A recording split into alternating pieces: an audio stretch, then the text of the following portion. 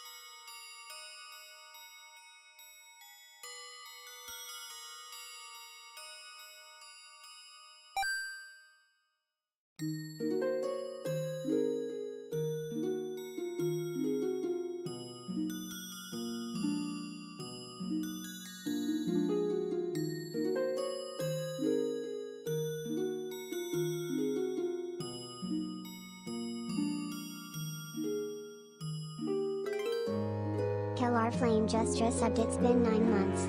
9 months in the burp house.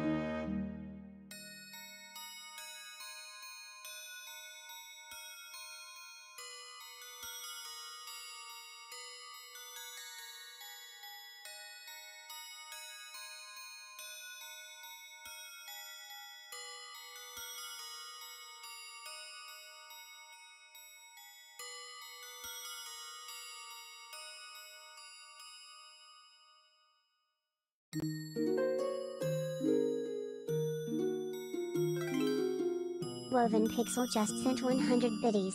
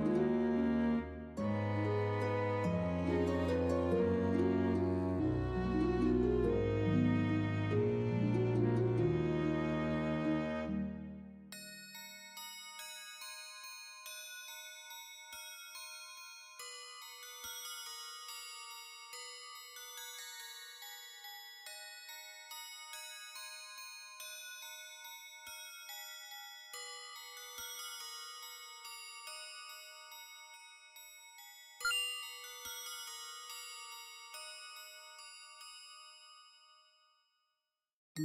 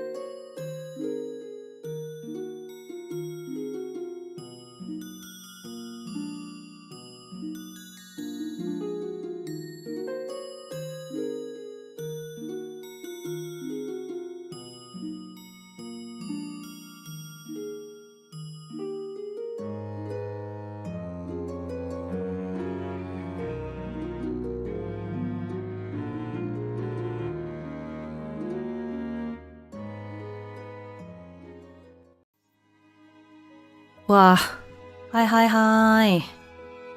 Hello. Good morning, good afternoon, or good evening, whatever it is, wherever you are. This is Himeutsugi. Sorry, it took me a second to get set up. I could not figure out why the camera wasn't showing up, and then I realized I had unplugged it so that I could do like school stuff on my tablet. It felt really silly there, but hello, hi. Thanks to everyone for being here. It has been a minute. Let's see. Yggdra got first. Hello, Yggdra. Hello, Chipper Pigeon. Hello, Stoats. Hello, Woven. Say who immediately took my glasses, of course. Mr. Schaff. Killer with the 9 months. You have a stream baby. Oh my gosh. Isaac. Keep scrolling. Killer also has a 130 stream watch streak, which is nuts. Hello, Sunset. And then thank you for the hype train while I was getting set up. I appreciate that. Oh my gosh. I think I saw somebody. Oh, Evelon. Hello. Tiny Tiefling. Ekidana. Silver. Tiny Tiefling. Hello. I think I saw somebody else who like renewed. Oh, Woven. Thank you so much for the resub as well. I think that's all of the stuff and things. But hello. Hi from Seoul. Oh my gosh, you're in Korea again. You and Yggdra in the same time zone. For this stream, I moved my microphone so that it is closer to me while I am at this part of my desk, and so if I'm trying it out. I've lowered the gain quite a bit because I'm closer to the microphone than usual, but if it gets to be too loud, I'll work on it. Hi Mary! Oh my gosh, and hi Naya as well. Hello everyone. Yeah, it's a little tough because this mic is like kind of at eye level, so with it here, it's sort of, I have to like move around to look around it. Just a little silly. Ooh, green nails. It's the same nails that I've had since off-kai. They're all like chipped to heck. But yeah. So I hope everyone's been doing well. I am going to be a bit low energy, but I've been so excited for this stream that I decided to persevere through it. It may not be very long, but I did want to persevere through it because I really have been so excited about Abyss Echo. I know I don't sound excited, I'm just tired, but I really want to play it. So I'm gonna persevere. It just may not be very long. For those that don't know, like maybe you're not as active in the Discord. Oh, thank you for my glasses back. Thank you, Rex. You're a real one.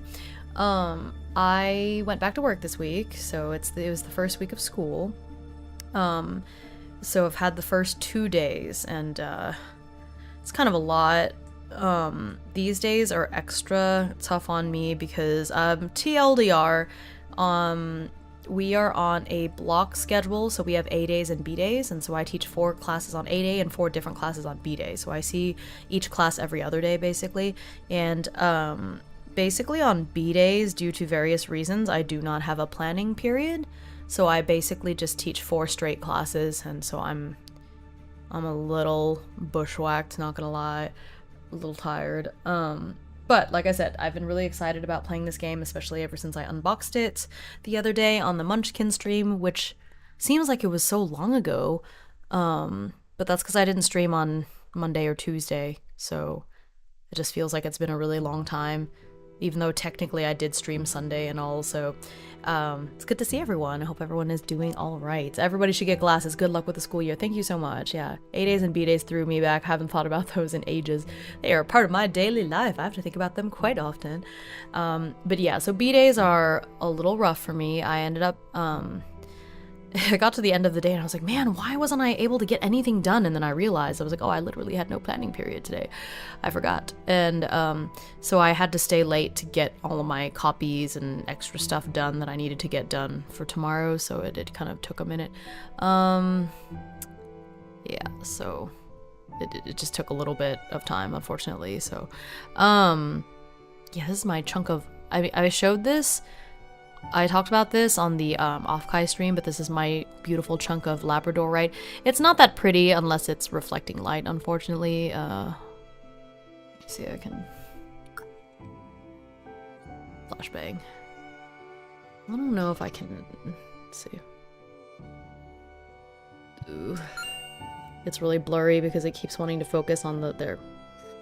It has to catch the light just right, but then you can see like the flash of blue on the inside. You can sort of see it.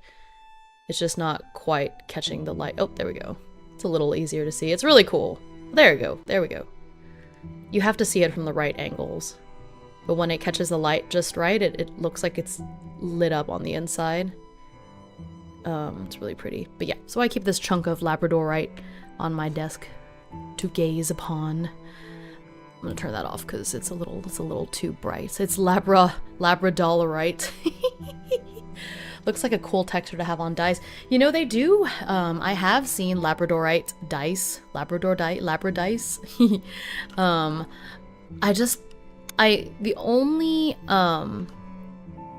I have gemstone dice, but only because a friend bought them for me. I just feel like they're really heavy and I'd be scared to scratch them or break them or damage them because they're not as sturdy, you know, if they're made out of rocks. Oh my gosh, rubber ducky.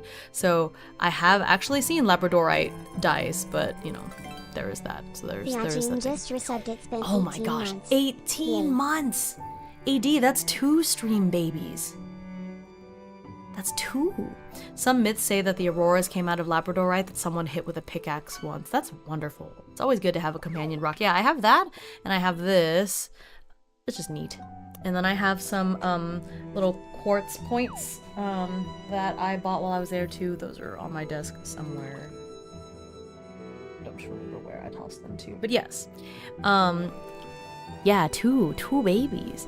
But yeah, I just like having cool knickknacks for my desk because of all the various like desk games that I play, and it's very atmospheric. Like, look at this key. What is the point of it? Who knows? But it looks really cool sitting on my desk, and so there it sits, you know. It's neat. It's just cool props and stuff. So yeah, we are going to play Abyss Echo. So I am going to pull the box over, and we are going to dive in. Oh my gosh, it's a pickle. Look at that. Look at that pickle. My goodness. Okay, I'm just gonna lean over and get it. Ugh.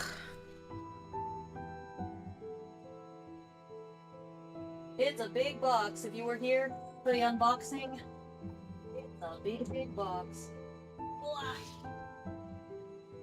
Alright, so first we have the binder. Le binder. Okay.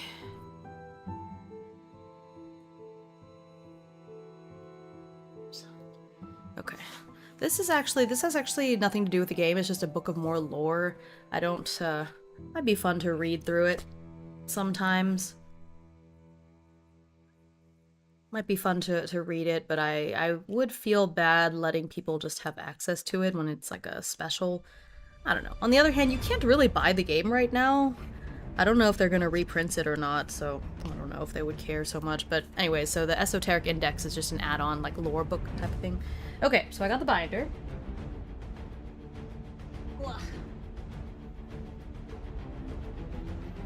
Found a board game you might enjoy as a bird of the Mats and Lux Hime. It's a simple one. You have to travel 100 spaces through rolling one die. If you roll a 6, move forward 1. If not, go back to the beginning. Oh man. Mary, that seems like it would take me a million years to play it. Sadly, I am altogether too tired. Must retreat to bed. Good night, every birdie. Hope you have a great stream, burb friend. Thank you, Killer. Have a good sleep, manager. Alright. Unfortunately, this is what I assumed would happen. I think the binder is just a little bit too big to be captured on camera. Let me see. See if I can, because I think I can get the DocuCam up a little bit more. Oh goodness, you're all gonna see. Okay. Okay, yeah, so I got it up a little bit higher, so you can see, still not quite, oh, let me see if I can bend it back even more. There, well now you guys can see how messy my freaking desk is.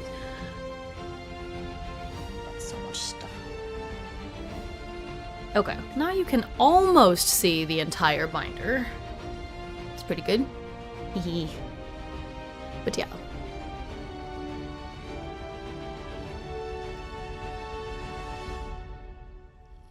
Focus. Isn't that so pretty? Grubby little Hime paws. Yeah, hi Kimi! Oh my gosh, 7 stream streak, look at that. Yeah, so I've already put in the inserts, but I don't know if I will need them for the very beginning of the game, so for ease, I may just slip the inserts out for now. I don't know, on the other hand, it is nice to have them, because I've got the little... Ugh. It like, makes this into a triple binder, but one of these is a dry erase side. Ooh, I don't even have a dry erase marker up here, do I? I don't. Okay, I'm just gonna pull out these inserts for today because I doubt I'm gonna have that many documents with the little bit I'm doing today in chapter 1 and everything, so I can pull these out. These are just like kind of tucked into the sides to make it into a mega binder, but let's pull. How is the world famous pied Shrike Babbler? Man, that's a mouthful. I'm doing alright. I'm just tired. It's first week of school. Lots of stuff going on as usual. Okay. Okay, so I got the rule book. Got the book, the binder. Hehe. Okay. So I've got the rule book here that I'm gonna read through. It says, foreword. Welcome to Abyss Echo, the Forbidden Rite. Thank you for choosing Abyss Echo, the Forbidden Rite. This is an immersive narrative game meticulously developed by Tin Universe. Physical components, narrative choices, and gameplay systems all carry equal importance. Each element works together to create a complete tabletop experience. Okay, so let's start. Gotta solve them in order, so we'll start with chapter 1 and we'll just go from there. Maybe today we just do chapter 1, or part of chapter 1, whatever. Okay.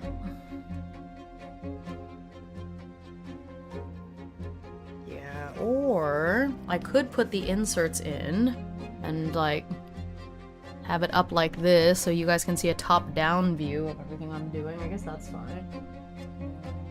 Will it even fit in this little area? Let's find out.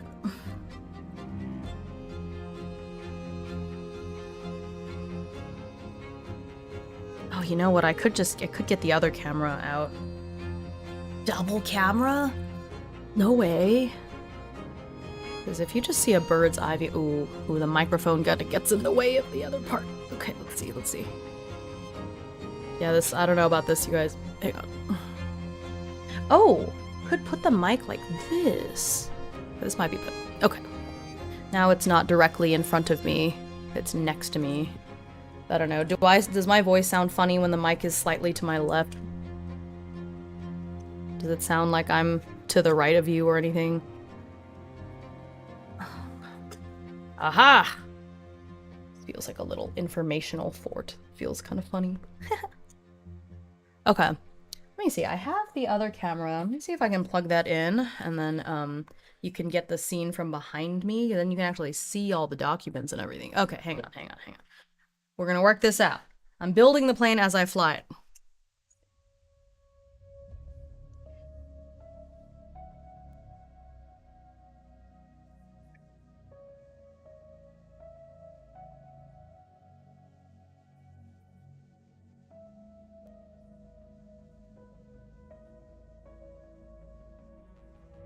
Ow. I just dropped my tablet on my toe. Okay. Okay, alright, yes, this is the other camera. Okay. Here we go. I think... What if I just put this in front of... This feels a little funny. Okay, un moment. Haha! This feels really silly. This feels incredibly silly. Alright, I'm gonna work this out.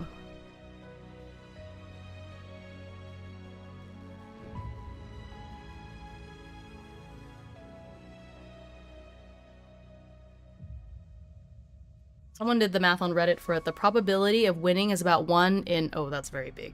Oh my gosh! Kai is alive! Hello! And here we observe a dice parrot in its natural environment building a TTRPG nest. Exactly.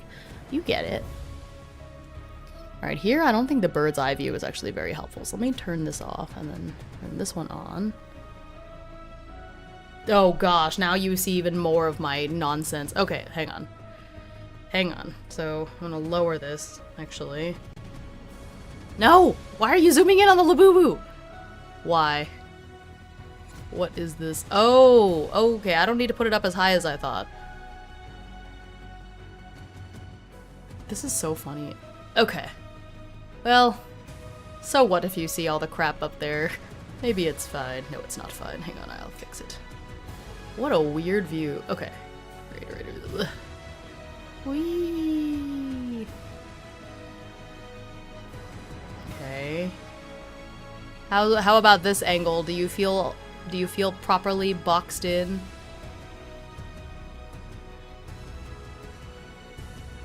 This feels funny. Hang on, let me move this tripod back a little bit. We're learning. Oh, that's weird. Okay, you can see, ooh, there. Like that. This. And then I lower it just a bit. Well, you can see all of the nonsense I have up there precariously perched. There's snacks, there's books, there's washi tape, there's little KDM miniatures. Look at all that junk up there. Okay, let's see here. Let me lower it ever so slightly. No, then you see too much underneath the desk, and that's weird. Okay, maybe like here. Yeah, I think this is it. Like this is... I think this is it. This is the angle. Oh no, this blocks my phone. Wait, if I peek over, you can see my eyes, but now my mouth isn't gonna be moving. Okay, this is very silly. This is extremely silly. Okay, enhance the Labubu. Not the sun. Not my son. And then you can see the ace magnet pointing at the Labubu like, oh my god, Labubu? The one divider thingy looks a little reflective. Oh, it is reflective, that's true. Well, I'm not gonna need it for a while. Maybe I could just take it out.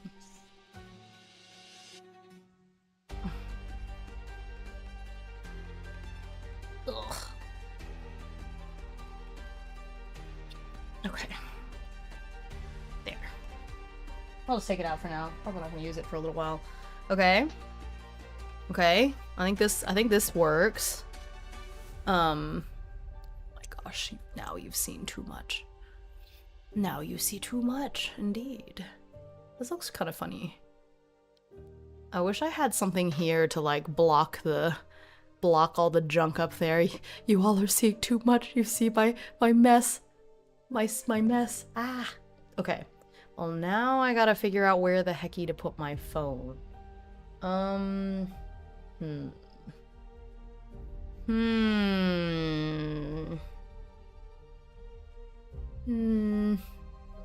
guess as long as I have, so as long as I have good posture, it's okay. This seems pretty good. The one on the right is also a little shiny. Yeah, this one is like white though, so it's a little shiny, but I don't think you can see too much. That's okay. It's a dry erase board. I don't know how much I'm gonna need it. Anyways. No, I don't know if I'll need the dry erase board today, so okay. How about this? Let's take this part out. Ugh. And then we'll do this. Wow. Well, that's my arm. My arm. My elbow.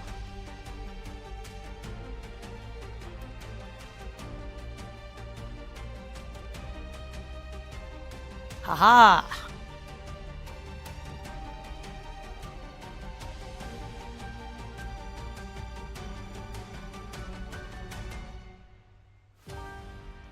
Okay. There. Depending on what we're doing, I may switch between the front camera and the top camera, and we'll just see. You know. I personally erase dryness with moisturizer, but hey, if a board works for you, that's great. That's fine. Oh my gosh. Hang on, I gotta give Mary some fish. Some fish. Okay.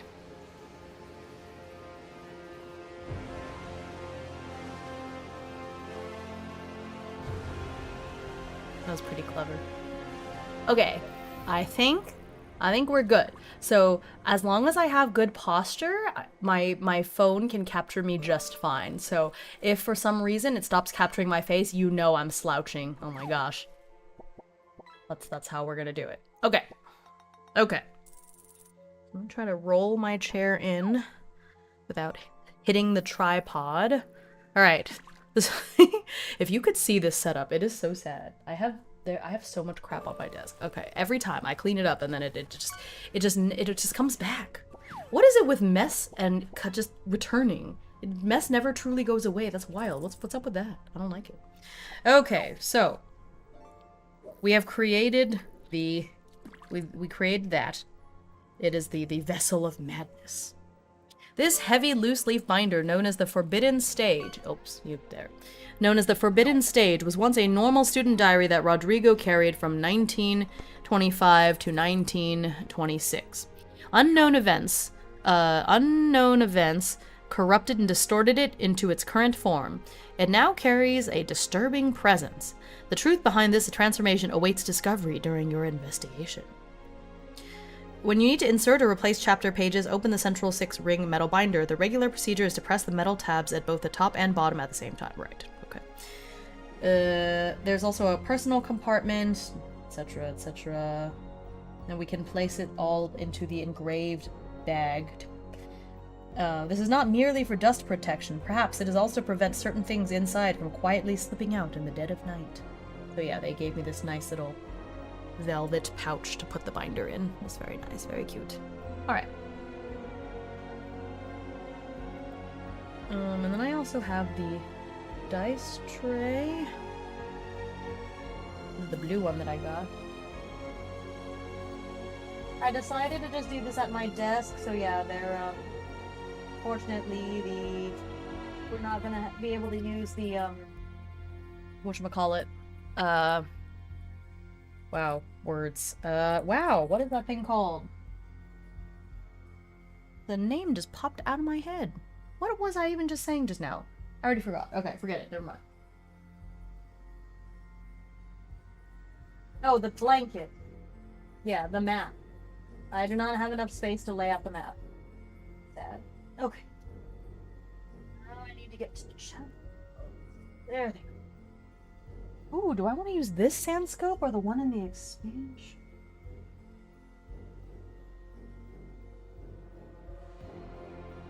Hang on. Ooh. Hang on, there's so much stuff. Oh, yeah, no, I want this one. Okay, I got stuff. Ow. What was that? Oh. Hey, buddy. Oh, so many stuff and things.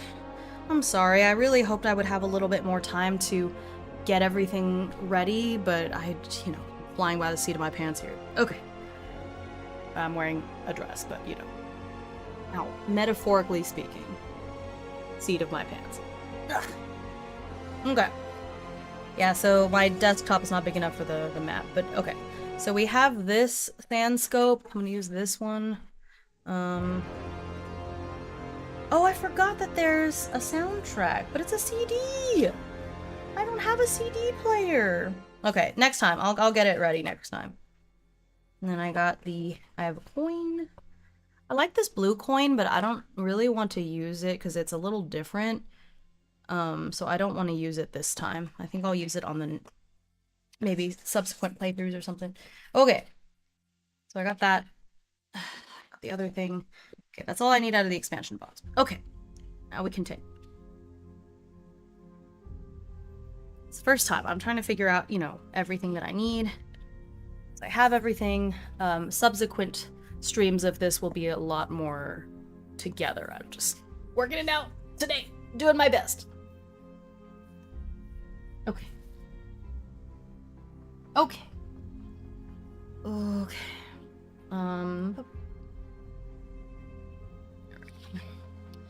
During the game, every choice you make determines how close you get to the truth.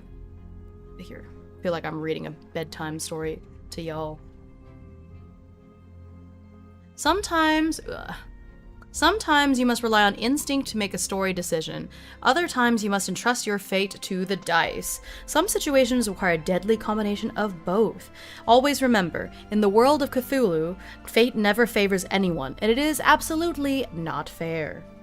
While exploring the abyss, you must fight with all your might to protect your sanity. If your sanity reaches 0 before reaching the end, you succumb to complete madness. This means the investigation has failed. The number of clues you possess, your inclination towards science or mysticism, and your final sanity at the end all weave together to create a unique ending, tailored specifically for you. Will you uncover the truth behind the mist, or save Miskatonic University from its impending collapse? Where will your curiosity ultimately lead you? Are you truly just a bystander reading a story, or have you long since become an inseparable part of this cryptic past? Okay. Get ready before playing. So first, we have to open the Emerald Chapter Archive box. That is Chapter 1.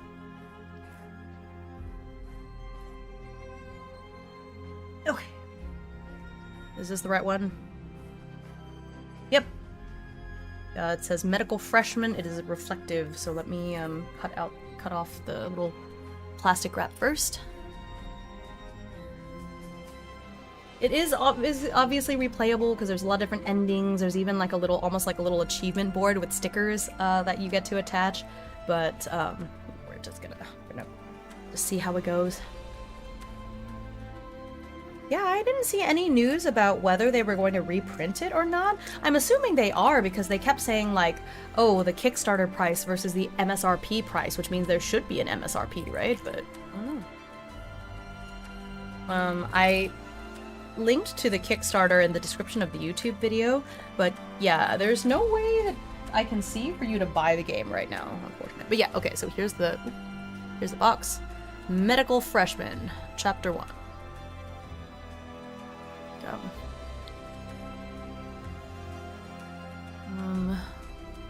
Well, let's do this. You can see it a little bit better. So, Medical Freshman, Chapter 1. This is the Emerald Chapter Archive box. I guess because it's green. So you can sort of... I love just all of the art in this game is so atmospheric. Just look at that. Holy. Look at that. It's so pretty. Okay. It's sealed. We're gonna open it.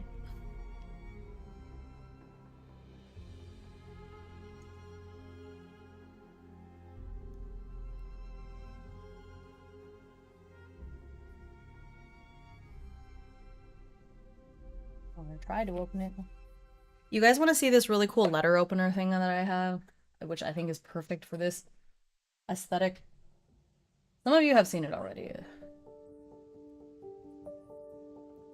Look at this. It looks like a key, right? It just looks like a key. Wacha! It's a letter opener. It's so cool. I think I got it from an Archer and Olive box. think.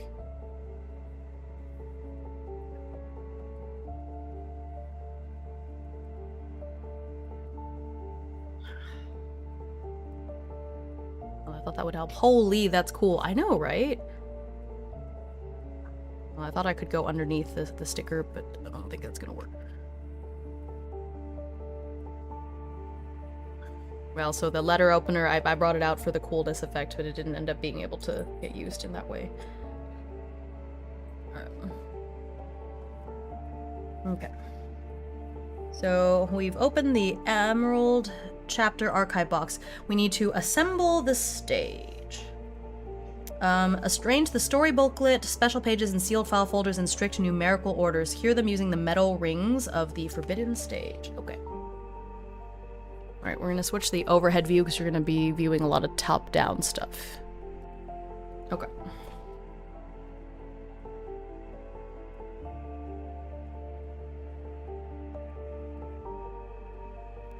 Space there. So I'm opening this and there's a whole bunch of like paraphernalia in here, which is what I think is really cool about them. By the way, this is only incidental, but they have, the people that made Abyss Echo just came out with a new Kickstarter for another kind of horror game. It's a little more sci-fi compared to this, but if this looks really cool and you want to be part of their new Kickstarter, I highly recommend it. I did not want to miss out this time because I didn't go all in on the Altered and I did not want to miss out. So I want. So I also got my Kickstarter board game yesterday and played it for 12 hours. Nice! Which game is it? Out of curiosity.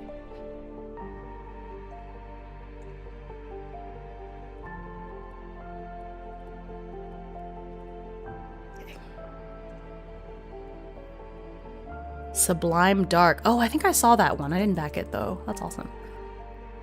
I was about to ask how you enjoyed it, but I guess if you played it for 12 hours, it must be pretty awesome. Okay. But yeah, look at all these cool little things in here. This little newspaper stuff. There's this, ooh, look at all these things. Okay. So I'm gonna set these aside for a second. But the story booklet and sealed file folders and such need to go in, it's a strict numerical order. So I'm just going to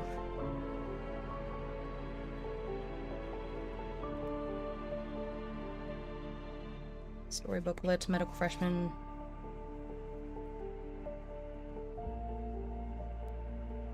Apparently it just goes in order, so I'm just gonna pop these into the metal rings of the binder in order.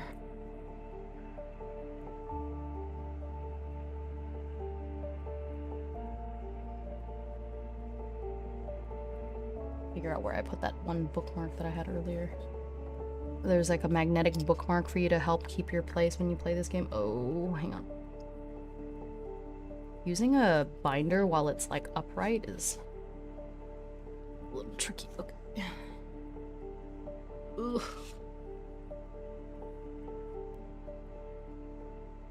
I'm gonna put it into the binder without looking at it. Ah.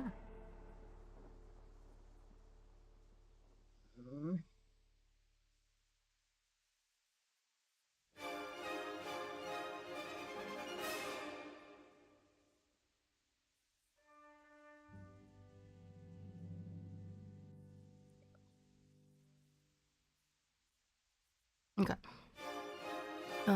So got that in there. Okay, so then we have the sealed, we have two sealed files. They are sealed, but I wonder, I think I can take them out of the plastic wrap, at least. Oh, there is a surprise quest. If it gets fulfilled, I will have to do 15 jumping jacks. So I have two sealed files.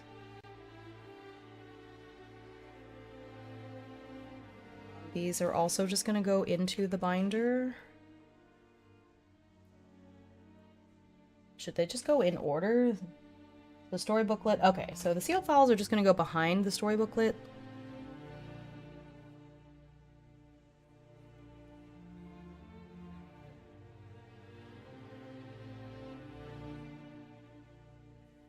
Okay, so here's sealed file number... It's kind of reflective, so I need to be careful. But here's sealed file number 1. Here's sealed file number 2. They're kind of like these plasticky folders, so there's stuff inside. Wait, there's nothing inside. It just says sealed file. Oh, extract the truth. Seal the pages permanently within this folder. Oh, how do you... Okay, so they're little folders, so that I guess we're gonna put stuff in them later. I don't have the things right now. Okay, I see. And then, it says there's some narrative artifacts. So a student ID, class timetable.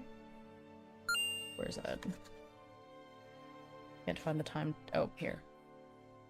Class timetable, prescription, news, 2 news things, and a group photo. And then there's an adversary card in here. So I have all of those things. They have a very good artist work on it, but the writing in the story booklet was entirely written with AI. Oh no, that's a shame. Hi, Atomic! Okay, so I think that should be it. Is it okay to put them... I mean, they have holes, like the binder holes, so I guess I'll just put them inside the binder. Okay. These I will put aside, so I'll just store these artifacts in the little kind of folder section here for now. So I don't know which of these we need to examine at the moment.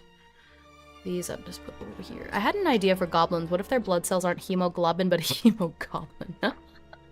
That's cute. Okay, I'll give you some fish in a moment. I gotta put these into the binder. Goblin these. Oh no. Oh no. Oh, that was about to fall. Okay, hang on. Just hold still. These didn't get hole punched all the way, so I'm just... Is this a new game or a new vintage game? Both.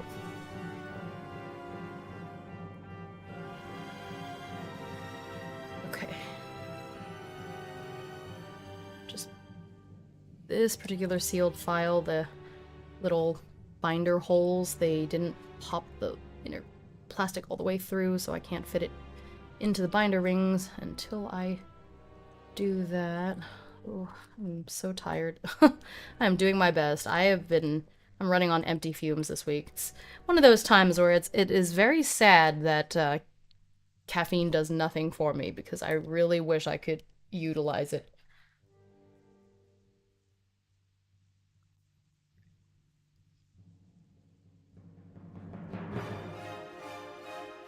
I said to put them in order.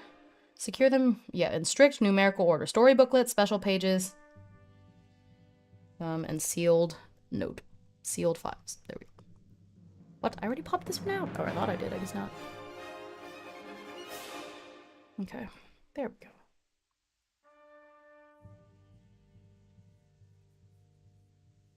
go. Okay.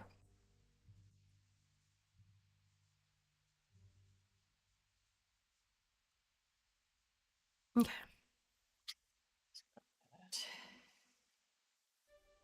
The adversary card.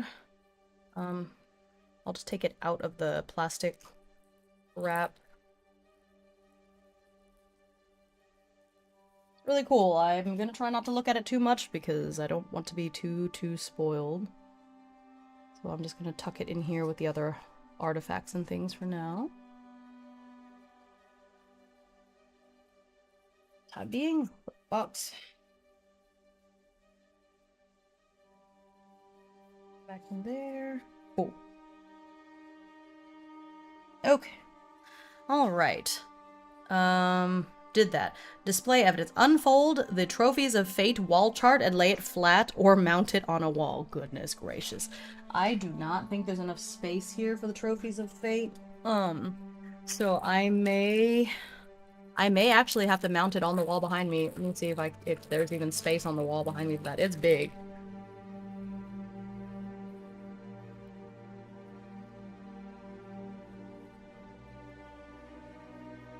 So I showed y'all this when I did the unboxing, but the Trophies of Fate is a big, like, paper poster thing where I get to put little stickers to show all the things that I've got.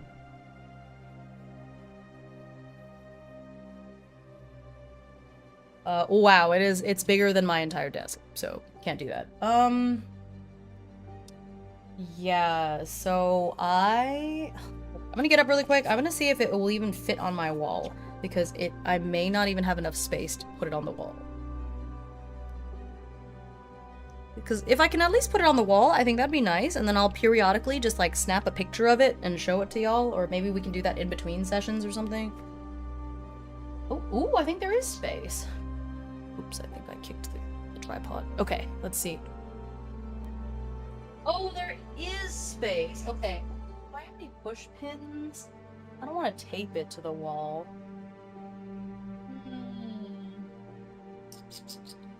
I might have like wall putty. Hang on. Really quick.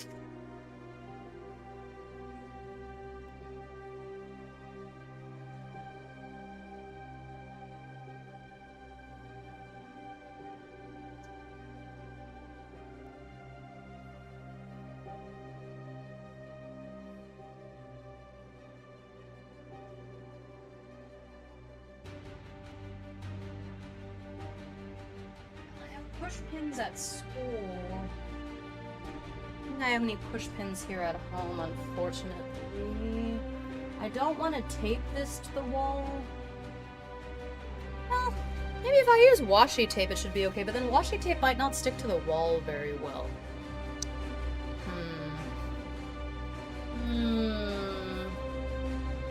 I think for now, I may just have to leave it as is, and then tomorrow, when I go to school, I'll grab some of my push pins and bring them home so I can mount this onto the wall. So for now, I think that's okay. We'll just have to keep going. Ooh. See, ooh, I see chat has moved a little bit. Maybe a nice electric shock from a car battery. Oh my gosh. Considering my car is an electric car, that might kill me. Time is an illusion. You've already seen everything in the future. Spoil yourself with no guilt. My wife is a big Arkham Asylum 2nd edition, and they were doing a remaster on GameFound. Might be our biggest board game purchase in a while. Abyss Echo looks like it might take place in the same setting. It's in like the 1920s, so it's like it's supposed to be Lovecraftian kind of, you know. Remember when video games came on a disc in a case with a booklet and sometimes a poster? I remember. Yeah. Bistu. Heck, you could even get some video games in your box of cereal. Oh my gosh. Okay. Ugh. I think I did this already. Okay. Alright, so I'm gonna worry about the artifacts and everything, or the Trophies of Fate wall chart. I'm gonna worry about that a little bit later. I don't really have space to put it right now, so we'll just not worry about that. Thank you for the hydrate. Oh, I left my water downstairs. Okay, I'll get that later. Prepare the 5 character profiles, the seal and mark system board, the sand scope, and the fracture dice. Okay. I have the sand scope, I gotta get the board, and I have to get the fracture dice. Okay, what are the...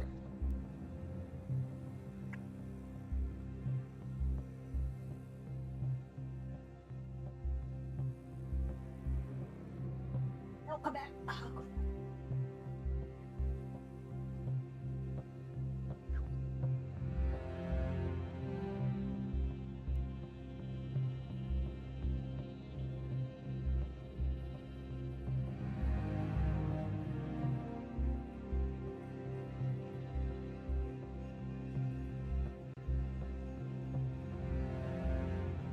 Character boards.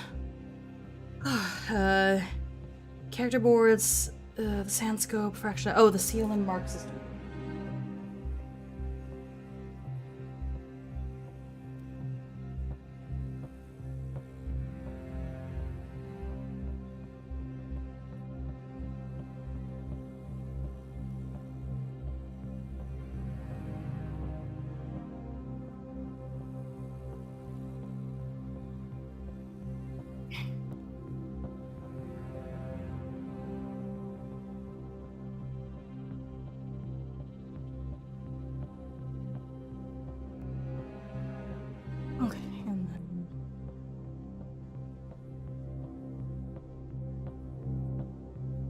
Gosh, okay. I got those. Miskatonic University links it pretty solidly with Arkham Horror, yeah. Eldritch Horror, Eldritch Eye, Mansions of Madness, yeah. Well, they're all... That's because they're all based on the same thing, so... Okay. Oh, I need the Destiny coin. Oh, no, where the heck is the Destiny coin? I had one Destiny coin, and then... I don't know what I did.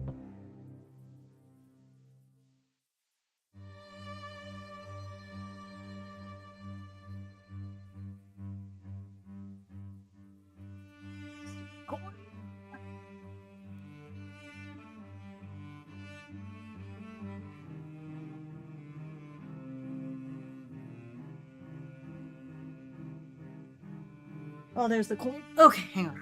Okay, I have the bookmark. I did find the bookmark. Oh. There's the coin. Alright. Oh, goodness. Okay, and then I have to remove the coin from the little plastic dinghy. They're all wonderful games about confronting living, breathing, existential crises. Oh my goodness. A little bit, a little bit. I am surely gonna break a nail opening this coin case. I'll do my best. Ow. Oh, I just chipped the nail polish. That's... Ow. Oh my gosh. Please tell me... If I give myself a paper cut from this instruction booklet, wouldn't that be so funny? Not the Lovecraftian horror game giving me a horrible paper cut. Okay, come on. Ah, there we go. Whew. Alright, I got it out. There's the coin. Alright, I believe I have all of the things.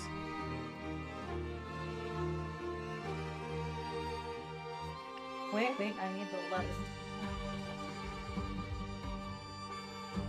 Okay, I read this on the other stream, but I'll read it anyways. Okay, I think I have all the things. So let's lay out all the things as best as we can with the teeny tiny little space that I have. Teeny tiny little space that I have. Okay. Wee.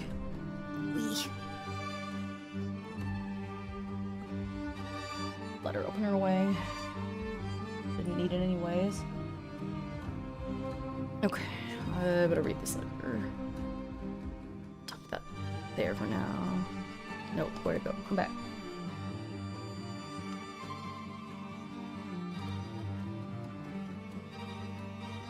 Okay, it's the seal and mark board. Here's the character profiles. Wow, I really don't have space. Okay. Here's the sand scope, dice board, or dice tray. At least that one I don't need to have, like, permanently out.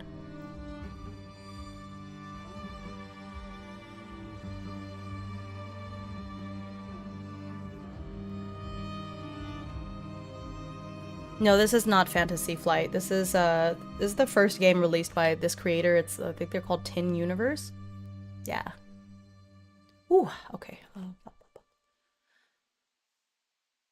I may just have to switch to Fugi for this because my camera is the same height as the binder.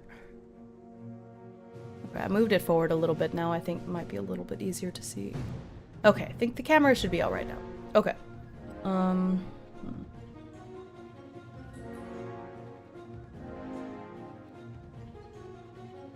So there's the sand scope. I'll have the dice tray here. Oh, the character profiles. I'll just have them to the side and pull them out as I need them. This needs to have a pretty permanent spot.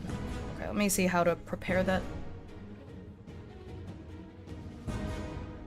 The seal and mark thing.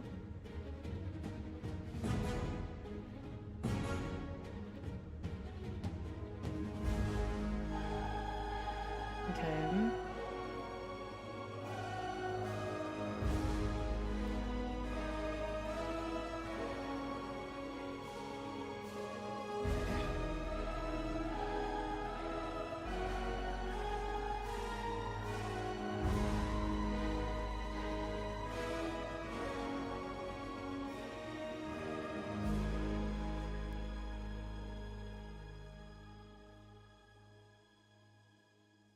Wait.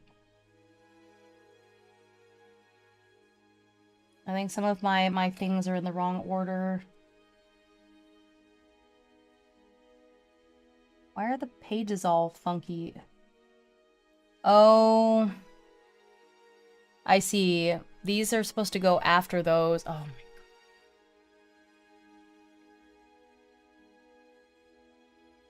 Back these pages separately. Use the page numbers to insert each page. Oh my goodness. Okay, I messed this up.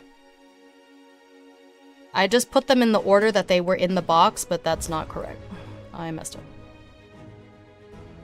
I have to use the actual page numbers at the bottom because they put the special pages aside. Ah, okay.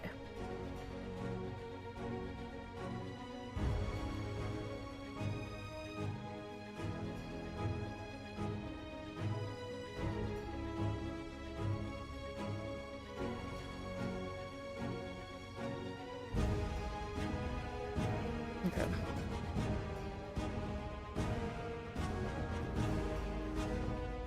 Alright, so I have to manually put these pages in order because they're special. I see. Okay. So this is page 42. Try not to look too closely at it.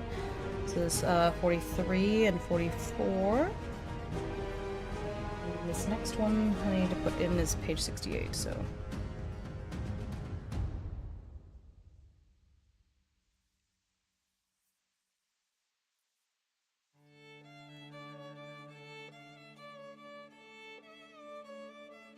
I'm trying not to look too closely at it, because I don't want to spoil myself too much.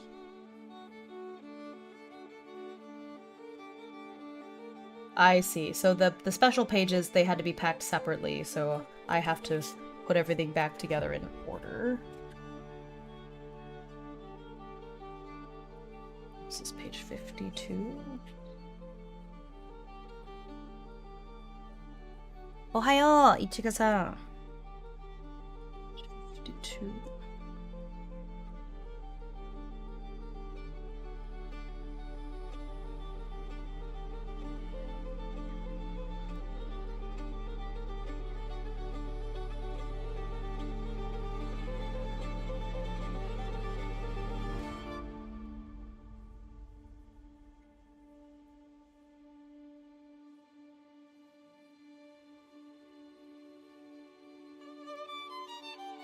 Page 86.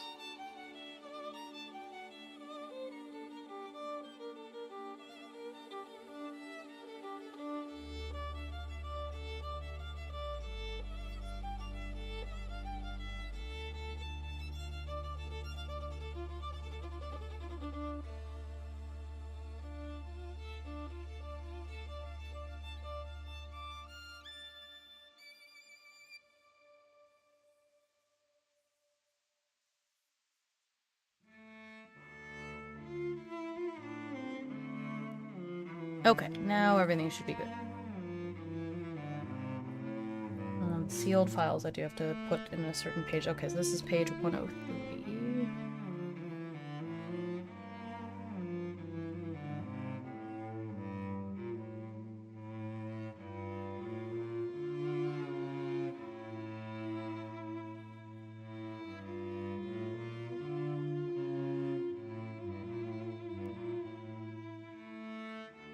The other one is on page 49.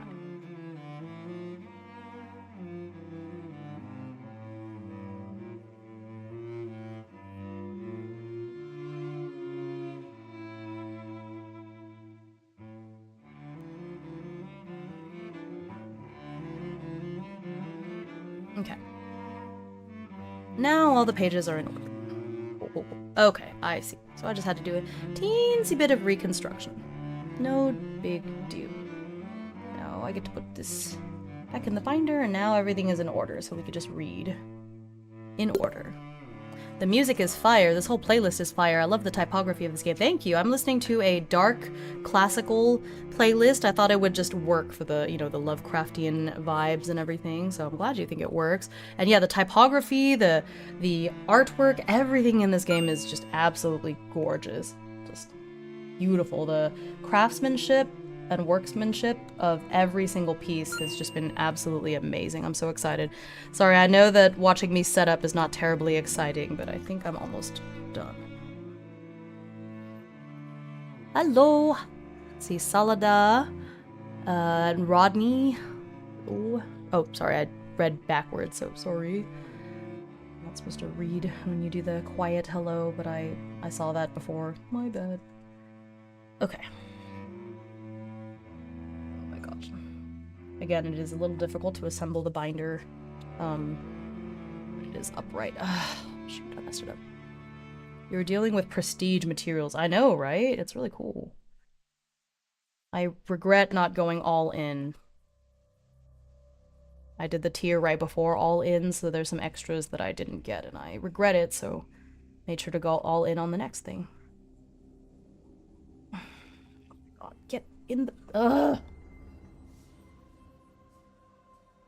Sadly, if you're like, why don't you just lay the binder flat, Hime? I don't have enough space for that, that's what.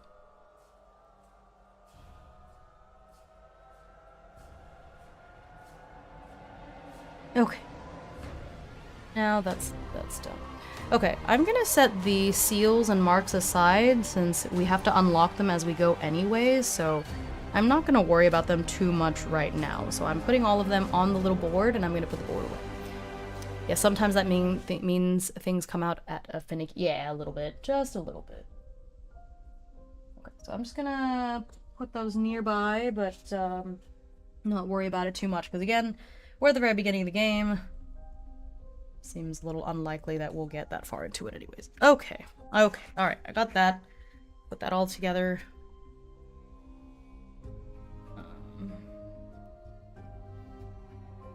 Oh, and then I did get the little bookmark. Where did I put that?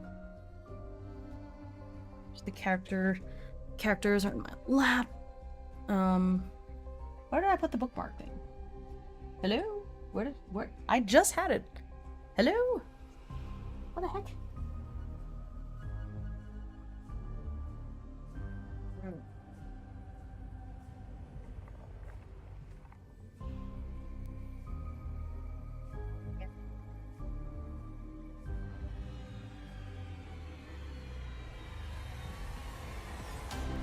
My lap and then I dropped it. Where'd it go? Oh, there it is. Ooh, it was flush against the binder, so I just didn't see it. So this is the cool thing. This is a bookmark that is magnetic. This is the first time I've ever seen someone use the Floron Aldous Leaf in a YouTube video title, and I must say I dig it. Oh, I'm so glad. Yeah, that's the sort of fantasy vibes that I go for. Oh, I'm glad that you like them. It's neat. So the cool thing is there's a magnetic bookmark that goes with this game, so you can save your spot in the binder. And it literally says save and load. It's so cute. So that way I can keep track of where I am in the chapter if we don't finish the chapter. So I thought that was really neat. Okay, I think I have everything. Yeah. The Canada household is big on baggies. Alright. Oh yeah, I use little jewelry bags from Daiso for token storage, so yeah. Oh my goodness. Hi Kappa! Thank you so much for the raid. Oh my goodness. Thank you. Oh, you were doing your triangle agency stuff today, right? That's awesome. You came in a very good time because I have been spending the last hour finagling with the materials, and I think we're finally about to actually start. So y'all came in at the perfect time. We had to set up the binder and I had to set up the camera. The binder is blocking my phone a teensy bit, so if I slouch even a little, yeah, hang on. Maybe I should just push the button that lifts up my chair a little bit. That's what I do. Which button? Which lever is it? Ugh! Here's the thing. For those that don't know me, my name is Himeutsugi. I'm a Parrots of VTuber. I normally stream solo TTRPGs. Ugh. Nope, that's the wrong lever. No, wrong lever! Oh dang, this is the highest up that my chair goes. Never mind. Shoot. Okay, I'm doing my best. Anyways, I normally stream solo TTRPGs. I also do crafting. I build and paint miniatures, and I've recently gotten into a TCG called Grand Archive. Today, I am playing a game called Abyss Echo. It is an immersive narrative tabletop board game question mark. It's basically like a TTRPG. There's characters, there's dice, there's all sorts of stuff. But there's all sorts of really cool artifacts and things and chapters and multiple endings, all sorts of stuff. So I've just spent all this time setting everything up because there was a bit, and now I think we're finally going to start. If you have to raid and run, I totally understand, but if you want to stick around, this is what we are doing. Yeah. If you see me lose tracking for a second, it is just purely because this thing is blocking my camera. You know what? I wonder if I have like a little box I can place my phone on, because I think if I can just lift it up a little bit, just a little bit. Is this wide enough? Maybe. I think so. Yeah, I think if I can just lift up my phone a teensy bit, it'll peak high enough over the binder that this won't be a problem anymore.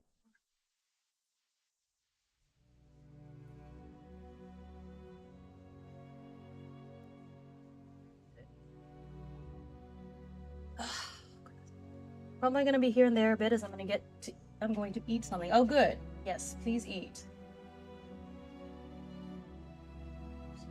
Stuff. What is happening? Put this box down. It looked like it should be a flat surface. It seems to be touching on something there. Okay, I found a little box. It's just tall enough that I can place the phone on top. There we go. There we go. Now I don't have to lose tracking. So now my phone peeks over the top of the box quite nicely. There. Ooh. Gonna adjust the camera. Well, this is a top-down camera, and I was reaching above it, so it's okay. Yes, I appreciate y'all. Yeah. Thank you for looking out. I do dox myself quite easily. But don't worry, I was being careful. We're good.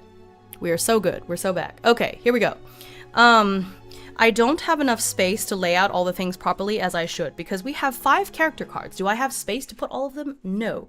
But I will show them to you, and then I will place them aside until, like, we need them. So we have 5 characters. We have Tong, who is this cool-looking dude. We have Catherine, the goth nun.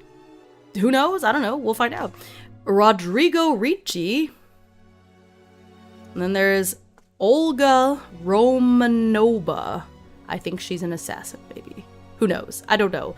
They're supposedly college students. I don't know. None of them. Oh, there's one more. Sorry. Isaiah Sterling. Do any of these guys look like college students? Not really. But you know what? Here we are. Oh, there's a little quote. Each of them has a little quote. Maybe that'll illuminate. So Tongs says... Oh, here. Let me switch to the other camera. So Tongs says, listen to nothing, ask nothing. That is the only prescription for survival here. Oh, camera zoomed in on Tong. Not super well. Whoa, it's Tong. Whoa. It auto-zooms. I don't know how this camera determines what's important. I guess it's because this looks like a face. It looks like a human face. So it's like, whoa, we want to see some of that. Yeah, the auto-zoom is very funny. Okay, so that's Tong. Catherine. I sing because I still remember, but I do not know what exactly I remember. Great. Does it detect Catherine as having a face? Is it gonna zoom on Catherine's face? No? No? Come on! Auto zoom! Oh, there it goes. There it goes. Come on. Ooh, okay, now it can see her face. Neat. Tong also zoomed in on the, yeah, the camera, yeah, it did a hard zoom on my Labubu. That was pretty funny. Okay, Rodrigo. The ink on my admission letter was still wet. The blood on the glass was too. Oh.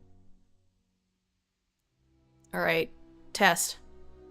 Oh, it zoomed in on Rodrigo right away. I think this camera has a type. You guys. Oh, even more. How much further is it going to zoom? Oh my goodness. Camera, calm yourself.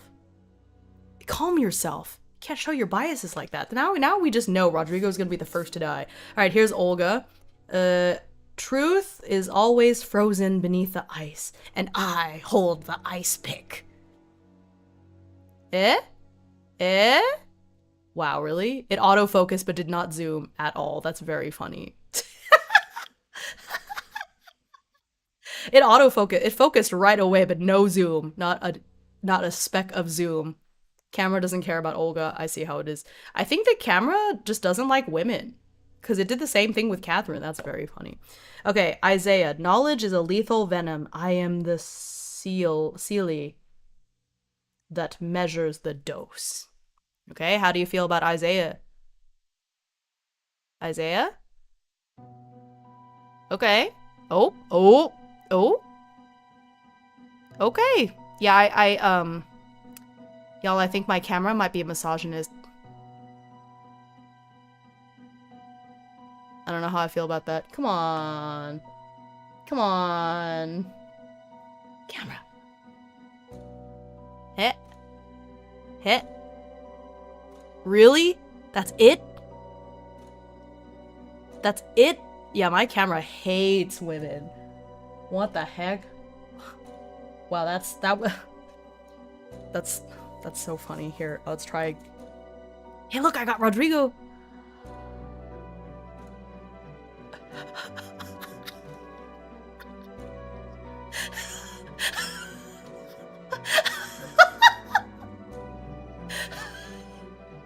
That's so funny.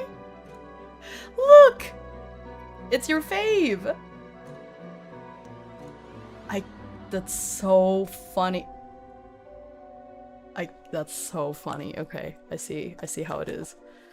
That's so funny. Perfect zoom and focus. Yeah, immediately. Based camera. The camera prefers men. Not that there's anything wrong with that. There's nothing wrong. It's just funny. And who is this masculine gothic vampire hottie? This is Rodrigo Ricci. I think he's a student at Miskatonic University. I don't know much else about him. So the character profiles all have these little scratch off things. So as we learn more, I will literally have to scratch off this info.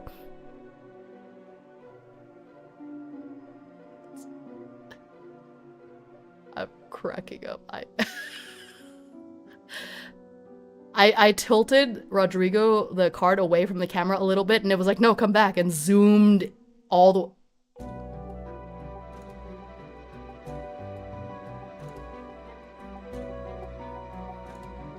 There's Olga!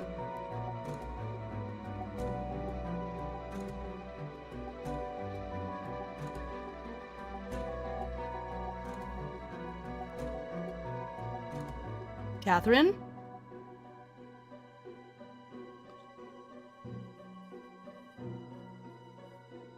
Rodrigo.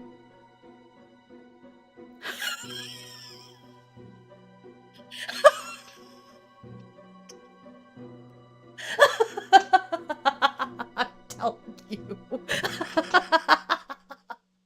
It's just so funny.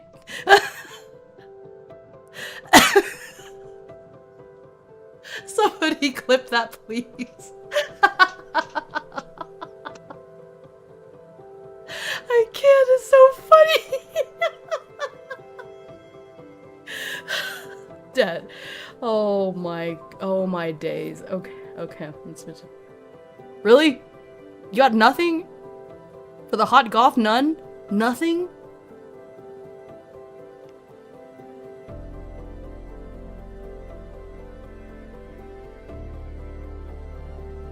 Okay. But why?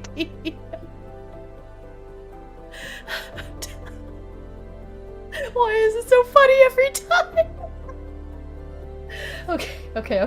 That's enough. That's enough. I think I've proved it beyond a shadow of a doubt. I need y'all to understand.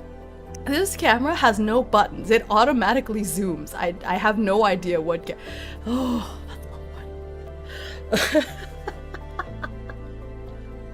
Oh, that's so funny. Okay, Rodrigo, you better stay alive. Okay. I'm gonna read the opening letter. I read that during the unboxing, but I will go ahead and read it again for y'all. Base, yeah. The camera every time Rodrigo steps up. Yeah, exactly. Okay. gonna go back to the top-down camera so y'all can see the letter. Alright. Dear stranger, you hear it, don't you? The voices, whispering in the cracks of time, murmuring at the edge of your dreams. You may have never heard of Miskatonic University. In your world, it may just be a forgotten ruin sealed in old pages, a campus that never should have existed in history. But in 1925, it was real. There were students, professors, quiet scholarly talks, long corridors, fog-clad bell towers, and ancient bookshelves where light never touched. It had its own heartbeat, its own breath. But now everything has turned to ashes and dust. Miskatonic University is dead. It died in flames, in crumbling stone walls, consumed by forbidden knowledge that should have never existed in this world. The world calls it an accident. The authorities label it as a tragedy. But I know the truth. It was the inevitable end, a harvest that no one could stop, a forbidden ritual that would come sooner or later. I saw the beginning with my own eyes. But at that crucial moment, I faltered. Since that day, 50 years have passed, and countless times I've replayed that moment, remembered those who fell, their souls torn away, shredded, thrown into the dark currents of time, becoming echoes that cannot fade. They didn't truly die, but they can never leave. Trapped in the dead corner of time, they can't escape, they can't be forgotten, they can't transcend, only wandering endlessly in that burnt nightmare. And yet, I survived. For half a century, I've scoured every forbidden book, trampled on knowledge mortals should never touch, even willing to sink into cursed dreams just to find a chance to change everything. Now, I've found a crack, a door leading back to the past, a faint hope. You. You hear them, don't you? In the stillness of the air, the crack in time whispers your name. Those sounds that shouldn't exist in reality are calling to you. They're waiting for you. They need you. You are the resonator, someone who can wander the halls of time, someone who can glimpse the truths that history has devoured. And I, from the abyss of the past, write this letter to you, someone who can hear the echoes. Your name remains hidden from me, but your arrival means the wheel of fate has already begun to turn. Open the package I sent you. Toss the coin inside. It is not an ordinary metal, but an aberration of time, a fissure on the wall of reality. Through it, you will be able to glimpse everything. That once existing campus, the flame that has been forgotten by history, and the abyss you will eventually step into. Then open that notebook. It's not just a record of the past, it's a secret path to a place forgotten, and you're destined to be the explorer who steps into that sealed story, the one who was once the absent key player. This time, maybe you can stop that ritual. Perhaps you can end the echoes that can never fade, giving the souls trapped in a century-long cycle a chance to finally be heard. But remember this. Time is not a straight line. History is not a stagnant thing. The cycle is far from linear. They are watching you in silence. And your heart is the echo of the infinite universe. Ooh, that's the most decorated letter I've ever seen. They really went all out with this project, right? Look at this. It's beautiful. Absolutely gorgeous. Perhaps you can prevent the camera focusing on poor Rodrigo. I doubt it. I tried. I mean, to be fair, it zoomed in on the other guys too, but Rodrigo was was special. That was very special. Okay. So then, after I read the opening letter, so now we're going to... Oh, I have to roll the dice to calculate my starting sanity. So I'm going to use this one. There's 2 fracture dice. I like the black with the red. There's a red one in there, but I don't know. They said you can just choose the one that you're most, like... Oops. Gotta put a sticky note over his face, right? It's a 5, I think. Yeah, it's a 5. So my starting sanity is 5. So the 10s is at a 0. And then a 5. So this is the sanity scope, so I'm at 5 currently. So spiral's end, it waits behind eyes, every breath is borrowed, every thought watched. You are 1 number away from silence. So I'm at 5 sanity. One could say the camera zoom function erected when Rodrigo appeared. One could say that, it is true. Alright, so currently at 5 sanity, and so we're gonna start. I think I'll just put the... I guess I'll just put the bookmark here for now, and then I'll attach it once we get to it. We get to our stopping point. Okay, so I got that, and now I'm gonna flip the destiny coin to determine your exclusive buff for this playthrough. Okay, that's a little tough. This coin is huge! How am I supposed to flip this? I'm gonna bruise my thumb, so I don't know. I guess I'll just toss it and try to catch it into this thing. That doesn't feel right. I feel like nothing flipped. I'll try. I'll try to flip it. I don't know. I feel like this is something catastrophic will happen. I'm going to flip this coin and it's gonna, like, hit something. Okay, I'll do my best. Well, I flipped it all right. What is that? Plus 10 sanity. Great. Okay, so that's my buff. I flipped it. It didn't land in the tray, but it landed over here. Okay, so it landed on this side. So plus 10 sanity. Oops, other way. So this playthrough, I get plus 10 sanity to start. Tough coin. It's big! It's like a, it's like a commemorative type of coin. It's like pretty big. It's like maybe 1.5 inches wide or something. Okay. So move the 10s up. So let's see. Fragmenting reality. Dreams invade daylight. Walls breathe. Names dissolve. Yeah, my sanity is not good. By the way, if this hits 0, the game is over. So, it's important. Alright, so I flipped the coin. The coin is very fancy. You only use it once at the very beginning. So put the coin away. Okay.